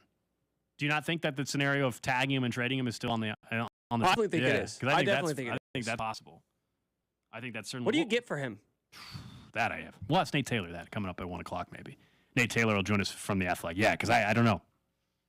Knowing that you will have to, if you're the team that trades for him, you're going to have to give him a new deal. Yeah, that didn't stop the Chiefs from getting a big haul from Tyreek Hill. No. Tyreek Hill, top 5 at his position. Orlando Brown Jr.'s not. I know, but in terms of money, yeah, the money is not all that different. Like it is. Like you're right. Tyreek Hill gets paid more, but in terms of he's just positional value and the money that you give to top players like Orlando Brown Jr., we don't want the Chiefs to give him that contract. Right. That doesn't mean that there's not another team out there that would give him $23 million a year. I'm sure there are. We'll get back into this with Nate Taylor coming up in about 40 minutes as he joins us in studio. Let's get to all 32, though, in the NFL, presented by Anthony Pluck. Technicians you can trust with your house keys. We go across the NFL for this one. We have Vinny Paquintino, our VNFL insider, join us earlier on the show. Of course, huge Jets fan, although I saw he tweeted out shortly after coming on our Chiefs Jets about 15 minutes. Already had a mock half Chiefs, half Jets jersey. Beautiful. I bring that up because my all 32 centers around the New York Jets for a second. And I don't know how you can that the Zach Wilson in New York is not done, right? Like Robert Saleh last week had said that, this isn't it for Zach Wilson. He needs a reset. We plan on having him start a game or two still the rest of this season, later on in the season. That never made sense because if Mike White performed well and you won games, you're obviously not going back to the guy that was not winning games for you when you're trying to make the playoffs. And if Mike White fails, are you still next year feeling good about Zach Wilson? I think Zach Wilson's done as a starting quarterback with the Jets. As long as Mike White stays healthy, this is his team for the rest of the season, and I don't know how you go back to Zach Wilson. Do you still think that Zach Wilson has potential, untapped potential there? Because what we see a lot of times with these backup quarterbacks is, and this isn't a knock on Mike White, who played great, is that they just run the offense. You see that we saw this with Cooper Rush. You see this with Taylor Heineke in Washington. And I think you saw it with Mike White is they come in and they're not doing as much ad-libbing. They're not doing as much, hey, let me just showcase my arm. They're running the offense. They're going through the reads. They're processing and making the throws. They're running the same offense that they were installing 4 months ago. But don't you think there is still untapped potential with Zach Wilson that's going to cause them to not completely throw in the towel there? I don't know, man. I liked him coming out of college. I thought he could be. It's just hard to believe with what we've seen, especially to see how right away how good that offense looked without him.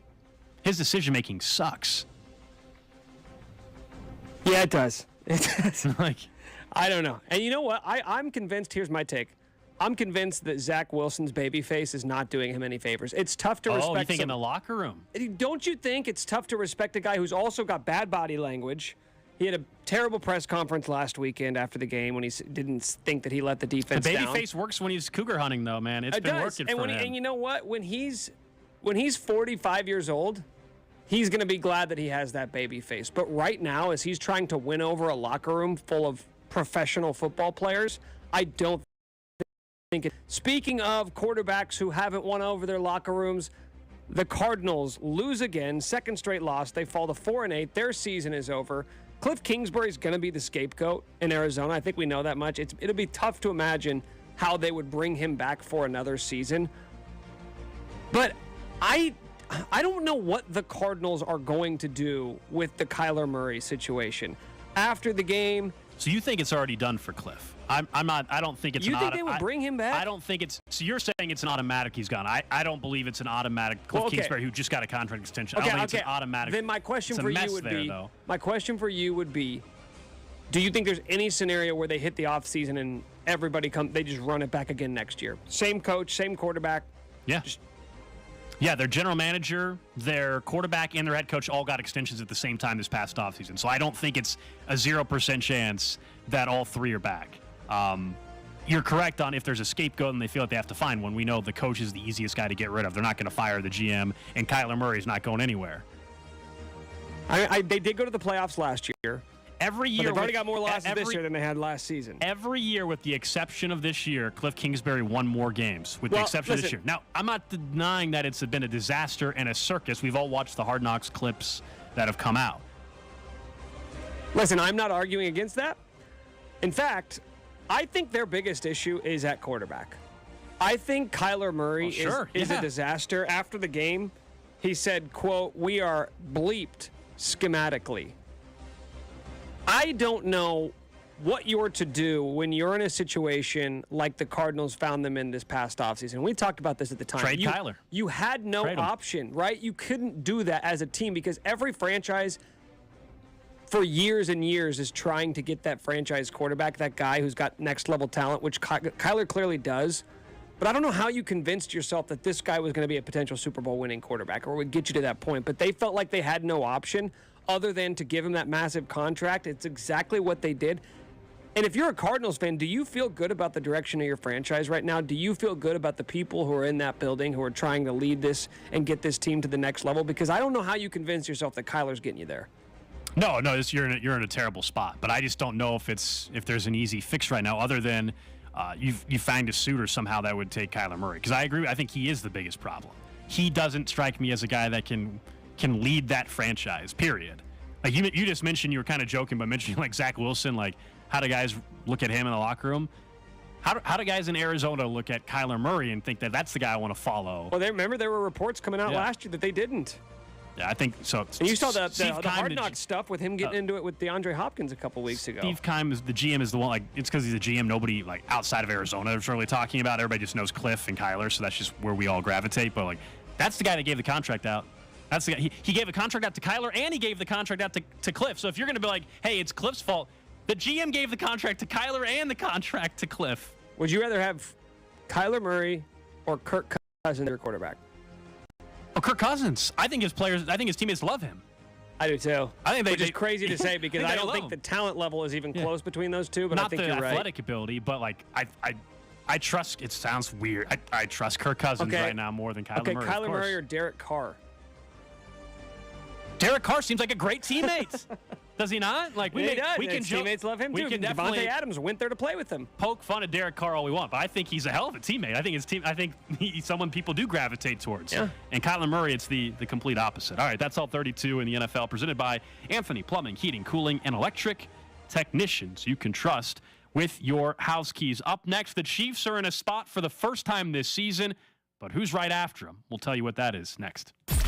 You're listening to Cody and Gold, brought to you by Gann Asphalt and Concrete. For asphalt, concrete, and parking lot maintenance, Gann Asphalt and Concrete. One contractor, all things parking lot. Trusted in Kansas City since 1994. Online at GANNasphalt.com. Subscribe and download all new episodes of Nick's Waving in the Wheat podcast, released every Thursday on the 435 Podcast Network and the Audacy app. Hope everybody had a fantastic Thanksgiving. Now it is full go for the shopping season with the holidays right around the corner. And with that, as someone that used to wear glasses, you knew that if you were going to go out of your car in the cold weather, your glasses were going to fog up by the time you went in the car, out of the car, in the store, back out of the store. It was just a pain in the butt. Doesn't have to be that way for you. It's not that way for me anymore. Ever since I called up DuraVision, I don't wear contacts, and I sure don't wear glasses anymore, and it's all because of the great staff over there. I went in for my free consultation, and I found out from Dury that I was a candidate for SBK Advanced LASIK. 2 days later, had my procedure. Next day, driving right back to work here at 610 Sports Radio. They are the best in Kansas City when it comes to your vision needs. DuraVision's performed over 65,000 vision correction procedures. Just give them a call. Find out if you're a candidate for SBK Advanced LASIK. 913-491-3330. That's 913-491-3330. Or just go online to DuraVision.com to schedule that free consultation. And tell them Gold from 610 sent you. At Blue Cross and Blue Shield of Kansas are here. Here spring fevers and low rain fevers. Here for first checkups and first dances. Here for planting seeds and growing communities. For more than 80 years, Blue KC has been here for good and will be here for the moments that matter, today and tomorrow. Because at Blue KC, we are here for good.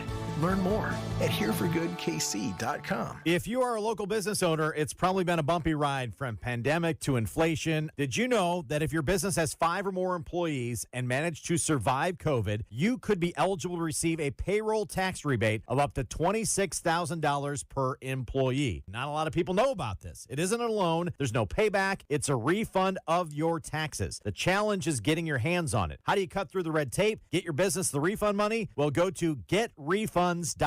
That's getrefunds.com. The team of tax attorneys they've put together are highly trained in this little-known payroll tax refund program and have already returned $1 billion to businesses, and they can help you as well. They do all the work, no charges up front. You simply share a percentage of the cash they get. Businesses of all types can qualify, including those who took PPP, nonprofits, even those that had increases in sales. To find out if your business qualifies, just go to getrefunds.com, click on Qualify Me, and answer a few questions. That's getrefunds.com. Start NFL Week 13 off right with a no-sweat same-game parlay from FanDuel, America's #1 sportsbook. It doesn't matter if you're new to FanDuel or already have an account. You'll get free bets back if your Thursday night same-game parlay doesn't hit. NFL same-game parlays are the perfect way to combine your bets for a chance at a bigger payday. Try Stephon Diggs over the receiving yards, Mac Jones over the passing yards, and Josh Allen with an anytime touchdown. Build your own or choose from one of the popular SGPs pre-built for you in FanDuel's top-rated sportsbook app. However you want to play, you can bet the NFL on Thursday night with a no-sweat same-game parlay. Just sign up with promo code 610BOB if you don't have an account. If you already have FanDuel, you're all set. Sign in and see what you got. Make every moment more with FanDuel, official sports betting partner of the NFL. 21 present in Kansas, 3+ legs minimum, $1 bet required. Refund issued to non-withdrawable free bets that expire in 7 days after receipt. Max free bet $5. Restrictions apply. See terms at sportsbook.fanduel.com. FanDuel is offering on wagering in Kansas under an agreement with Kansas Star Casino, LLC. Gambling problem? Getting help is your best bet. Call 800-522-4700 or visit ksgamblinghelp.com. Football, tailgating, and parties, and Smokehouse Barbecue. I can't think of anything better. No matter what you're celebrating, Smokehouse Barbecue will celebrate with you. Private banquet rooms in all 3 area locations, Independence, Gladstone, and Zona Rosa. Or if you're hosting your own party in the KC Metro, invite Smokehouse to cater and deliver. Order the whole meal with their famous ribs and wings. Or if you're flexing your skills on the grill but need Smokehouse Barbecue's hickory pip beans or cheesy corn to go with your masterpiece, give them a call or visit smokehousebbq.com. Hey, it's Derek Johnson, and I know there's nothing better than being a part of a team, a group of great people you can count on and learn from. The Sheet Metal Workers Local Number 2 are growing their team and looking for quality men and women who want to build Kansas City's future. While you're making KC a better place, you'll also get great pay and benefits while gaining lifelong skills. Explore the possibilities at sheetmetal2.org. That's sheetmetal2.org.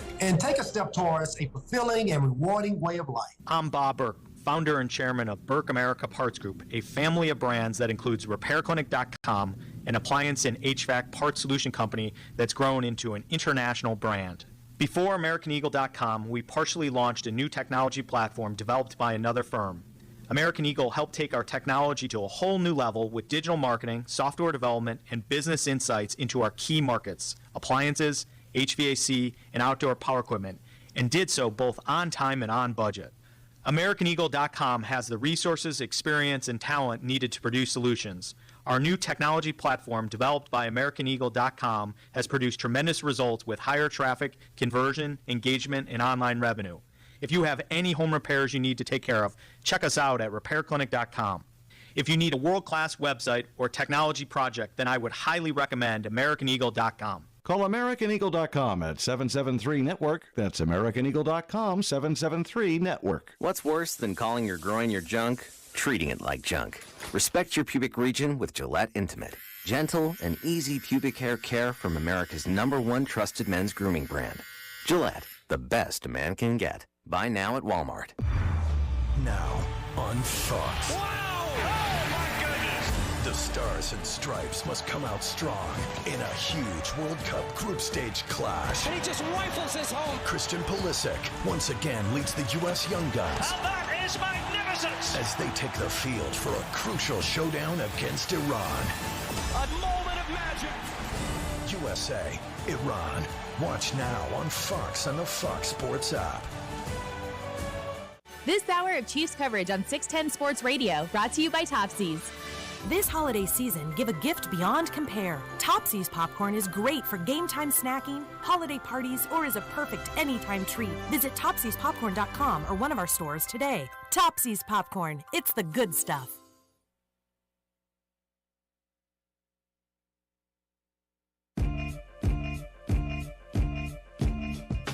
All right, back here on Cody and Gold, Alex Gold, Nick Schwartview on a Tuesday. Coming up in about 8 minutes, we'll get to some of the details that are coming out with the Lance Leipold contract. I thought there was one part in that's actually really, really interesting. So he signed that contract extension last week, but the details coming out today, and what a few of the specific items that it actually mean for what could happen there in Lawrence going forward. So I'll get to that in just a little bit. Also, we're about 25 minutes away from World Cup match between, of course, USA and Iran. Nate Taylor going to be in studio with us at 1 o'clock as well. And for those of you that are watching on the video stream, at 1 o'clock, it'll shift over to World Cup watch party downstairs.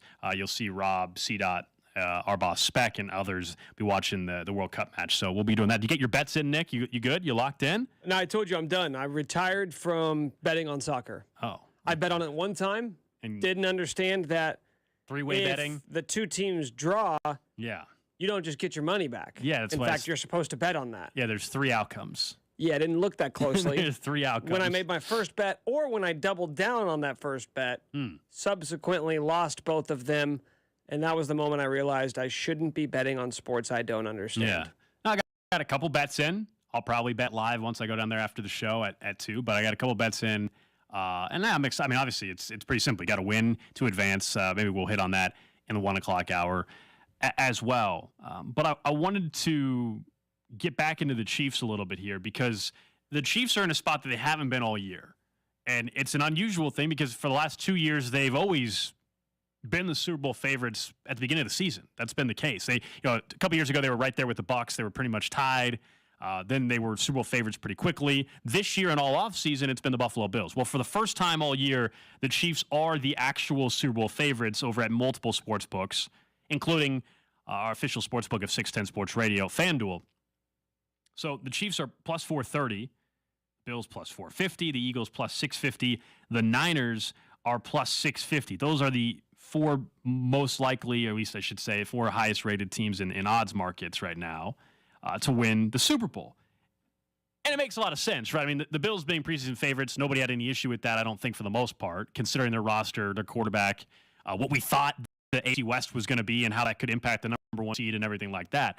Of course, fast forward now, the AFC West is awful. The East is the dominant division, and Josh Allen looks more vulnerable than he has in a couple of years, and now the Bills don't have Von Miller for an unknown amount of time. So it makes a lot of sense. And you got Patrick Mahomes playing his better than any quarterback. I want to say as good as, better than any other quarterback in football. And this defense is better than we thought it would be. Offensively, they're just as good, if not better, than they were. So it all makes sense. And now it just took till week 13 for the Chiefs to become Super Bowl favorites. What I'm asking, though, is who are the other teams that you think actually can win it? We all, I think, believe the Chiefs, of course, can win the Super Bowl. But who are those other teams? Is it one other team? Is it 5 other teams? 913-586-7610. Because for me, still, if I'm looking at what both conferences are, we know the better quarterbacks are in the AFC, plain and simple. It's not even close. Mahomes and Allen and Burrow and Tua, for that matter, add him in the mix. On the NFC side, it's Jalen Hurts, Dak Prescott. Yeah. You know what I mean? Like, yeah. That's where. So, NFC, what's weird about the NFC, if I just look at 2 teams in particular, I guess the Cowboys can be in this mix as well. The Eagles, the Cowboys, and the Niners. All 3 of those teams lack that top 5 quarterback, but they've all got more complete rosters than just about anybody in the NFL. They have talent at every level, both sides of the ball. Like the Eagles, for an instance, right? Great cornerbacks, great offensive line, great receivers, and a quarterback who just knows how to run the system. Cowboys, good receivers, not great. Good receivers. Might add Beckham, we'll see. Great defensive line, right? Maybe the best defense in the NFL. Definitely. Quarterback who knows how to run the system. Same thing can be said for the Niners. Whereas the AFC is elite quarterback, maybe some holes around the roster a little bit, but it doesn't matter because at the end of the day, you're going to take the talent at the quarterback position. Which is why if you're asking me to, here are the 3, 4, 5 most likely teams to win it, I'm actually going to give you more NFC teams than AFC teams because the path to get there through the NFC, for everything you just laid out there, Nick, you can envision more actually representing the NFC in the Super Bowl to me than I can personally with the AFC. So on the AFC side, and therefore in this whole conversation, like I still think the Chiefs or the Bills will represent the AFC.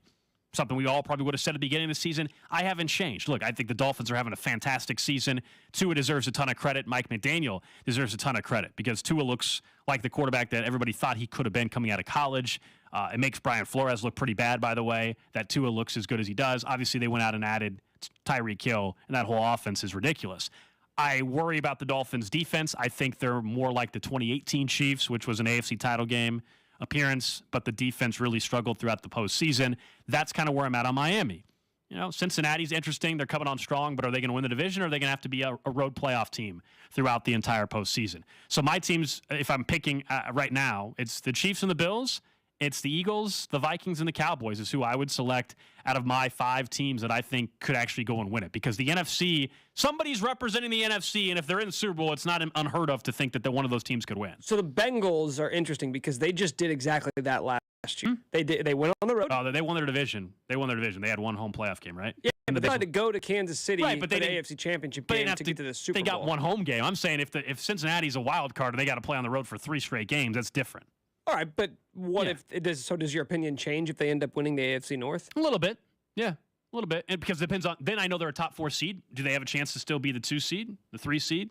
If they beat Kansas City, there's no reason why you can't think they have an outside chance to be one of those top 3 seeds. So yeah, a little bit. It's tough for me to imagine anyone other than the Eagles beating any of those teams from the AFC in the Super Bowl. I get it. It's one game. Anything can happen. But, I don't want to use that as an argument. Anything could happen.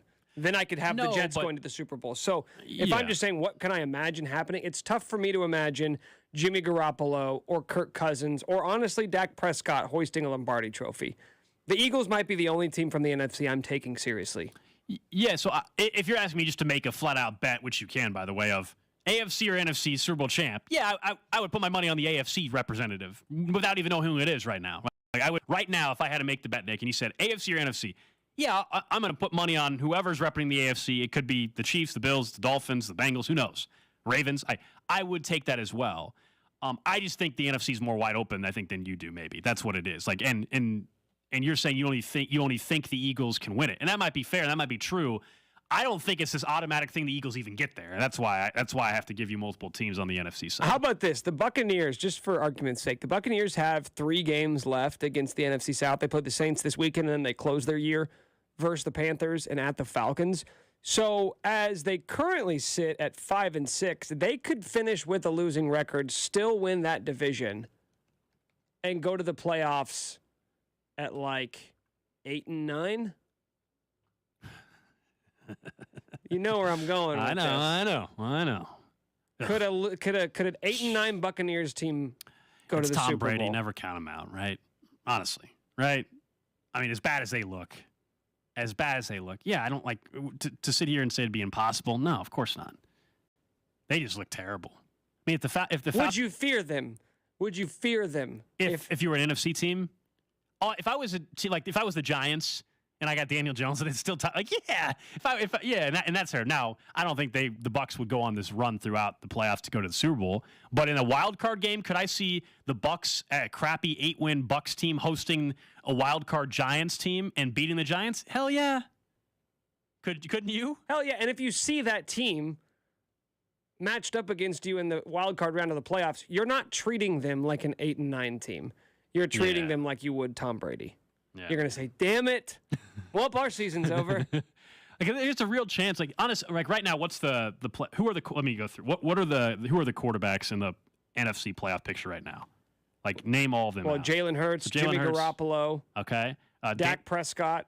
Yeah. Kirk Cousins, and then if you get to the wild cards, it would be, Geno Smith still, Daniel Jones. Oh, and Taylor Heineke. Actually, it's not even Geno Smith. The Seahawks are out. So right now, the teams in the NFC right now, the Jalen Hurts Eagles, Kirk Cousins Vikings, Jimmy G Niners, Brady Bucks still as a 4 seed, Dak and the Cowboys, Daniel Jones and the Giants, and Taylor Heineke, Washington Commanders as the 7th seed.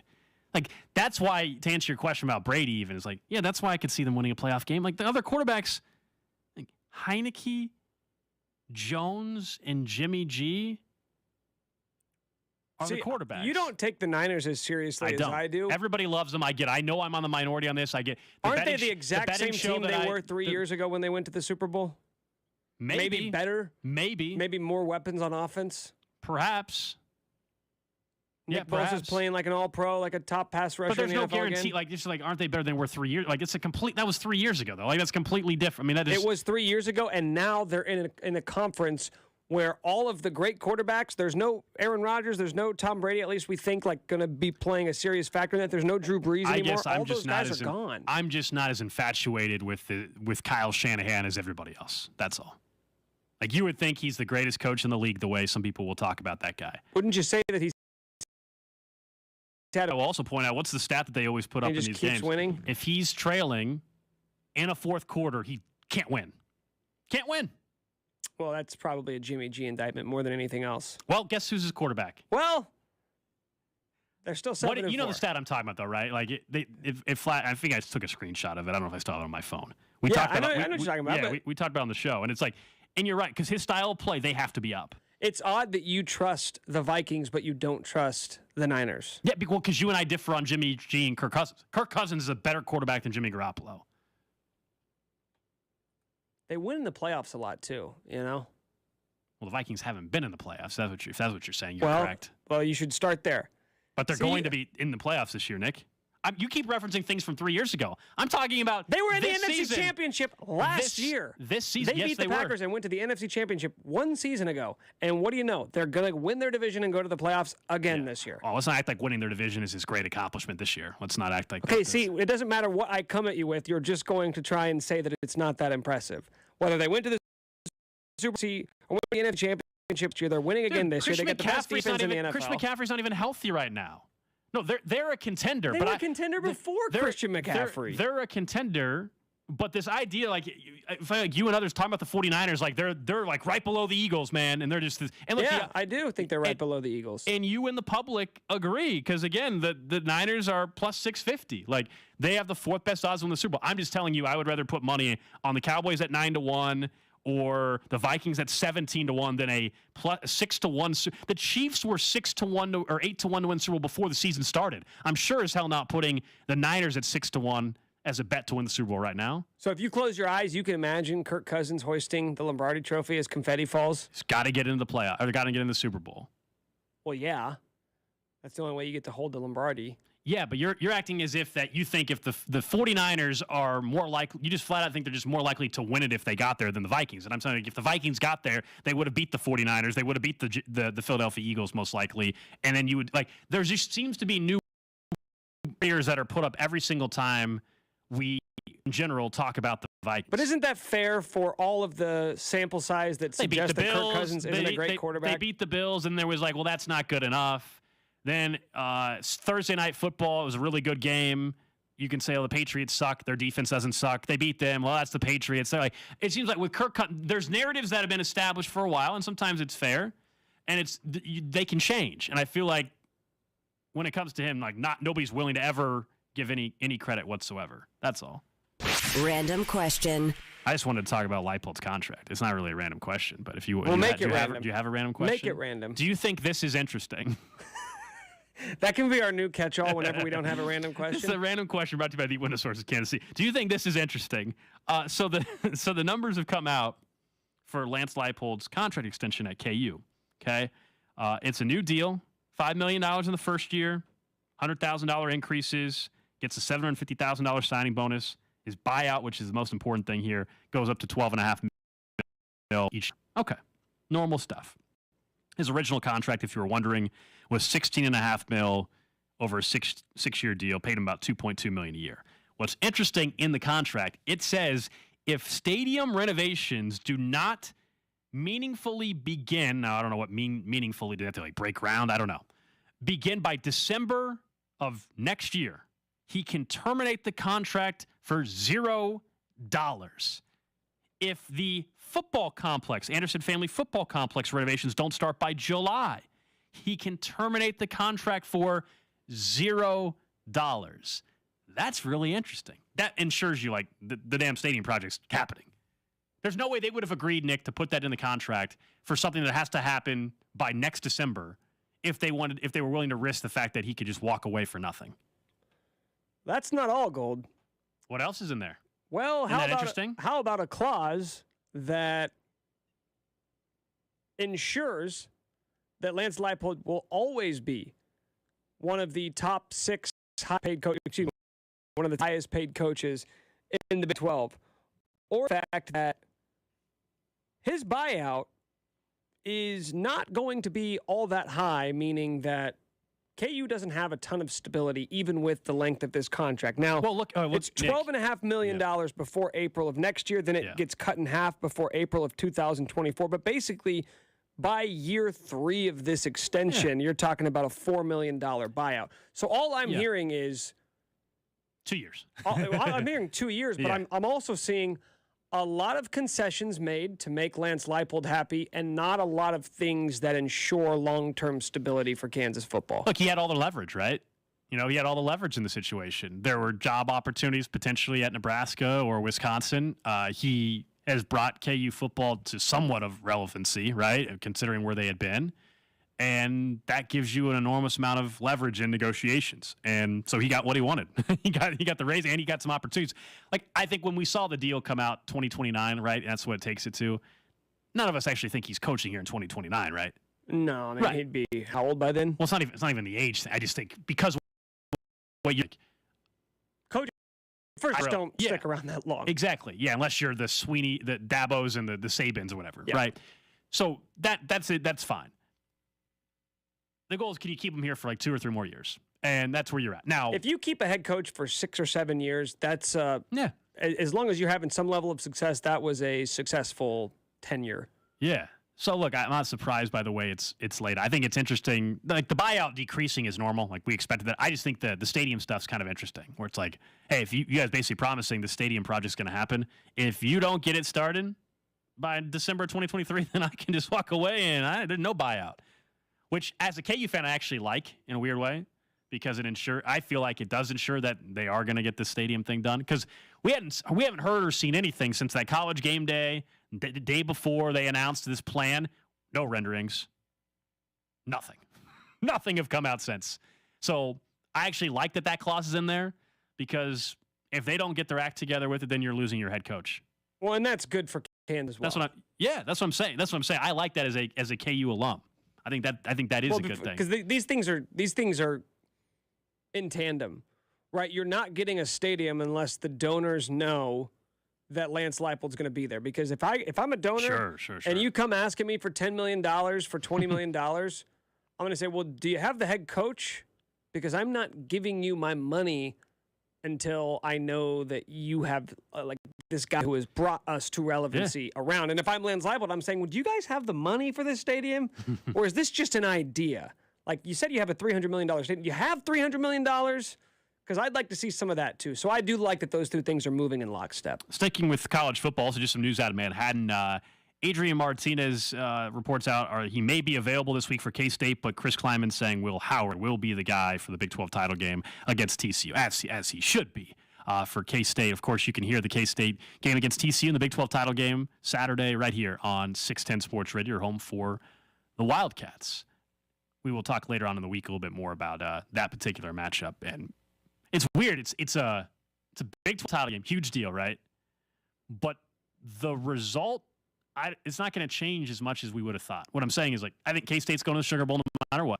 It's just whether or not they're going to be champs, which is huge. But the bowl game is the bowl game. And for TCU, the way the college football playoff stuff is sorted out, and we'll get the rankings tonight, right? TCU, unless they got blown out on Saturday, I think there's suddenly a chance they could still get in. Before I would have said they have to run the table, no chance. And now I think there's a scenario somehow if TCU were to lose, which is definitely possible, to K-State, and they don't get blown out, I think TCU could still be the fourth college football playoff team if everything broke right because of the chaos that happened with Clemson losing, LSU losing, Ohio State losing in the fashion that they did. Yeah, because, I mean, Georgia, Michigan are locks. Like, there is no way either one of those teams gets knocked out. TCU wins, of course, they're basically automatically in if they win. If they lose, I think it's an automatic that they're out anymore. I would have said yes a week ago. Yeah, if you go based off of ESPN's playoff predictor, even if K-State wins that game and USC beats Utah, they still have TCU at having a 67% chance of making the playoff. And Ohio State would be the fourth team, even though they're not playing this weekend. I would say this, some of these playoff predictors are a little funny because one thing that has been very consistent with the college football playoff is that the college football playoff committee have not had the same criteria year after year. So it wouldn't shock me whatsoever if all of a sudden, like, they don't value that extra game. That was the whole thing about the Big 12 adding the championship game was the extra data point. These other teams, the 13th data point. Well, Ohio State's not going to have that data point. Does that mean that they're going to be nicked for it? We'll find out. So it makes it fun heading into championship weekend in college football. Up next, though, we get right back to the Chiefs. Nate Taylor from The Athletic joins us in studio here on 610 Sports Radio. There's Kelsey to the end zone. Cody and Gold brought to you by Gann Asphalt and Concrete. For asphalt, concrete, and parking lot maintenance, Gann Asphalt and Concrete. One contractor, all things parking lot. Trusted in Kansas City. ANNasphalt.com. Don't miss the Chiefs Red Half Hour every day at 11:30 on your official broadcast partner of the Chiefs, 610 Sports Radio. If you're looking for new windows,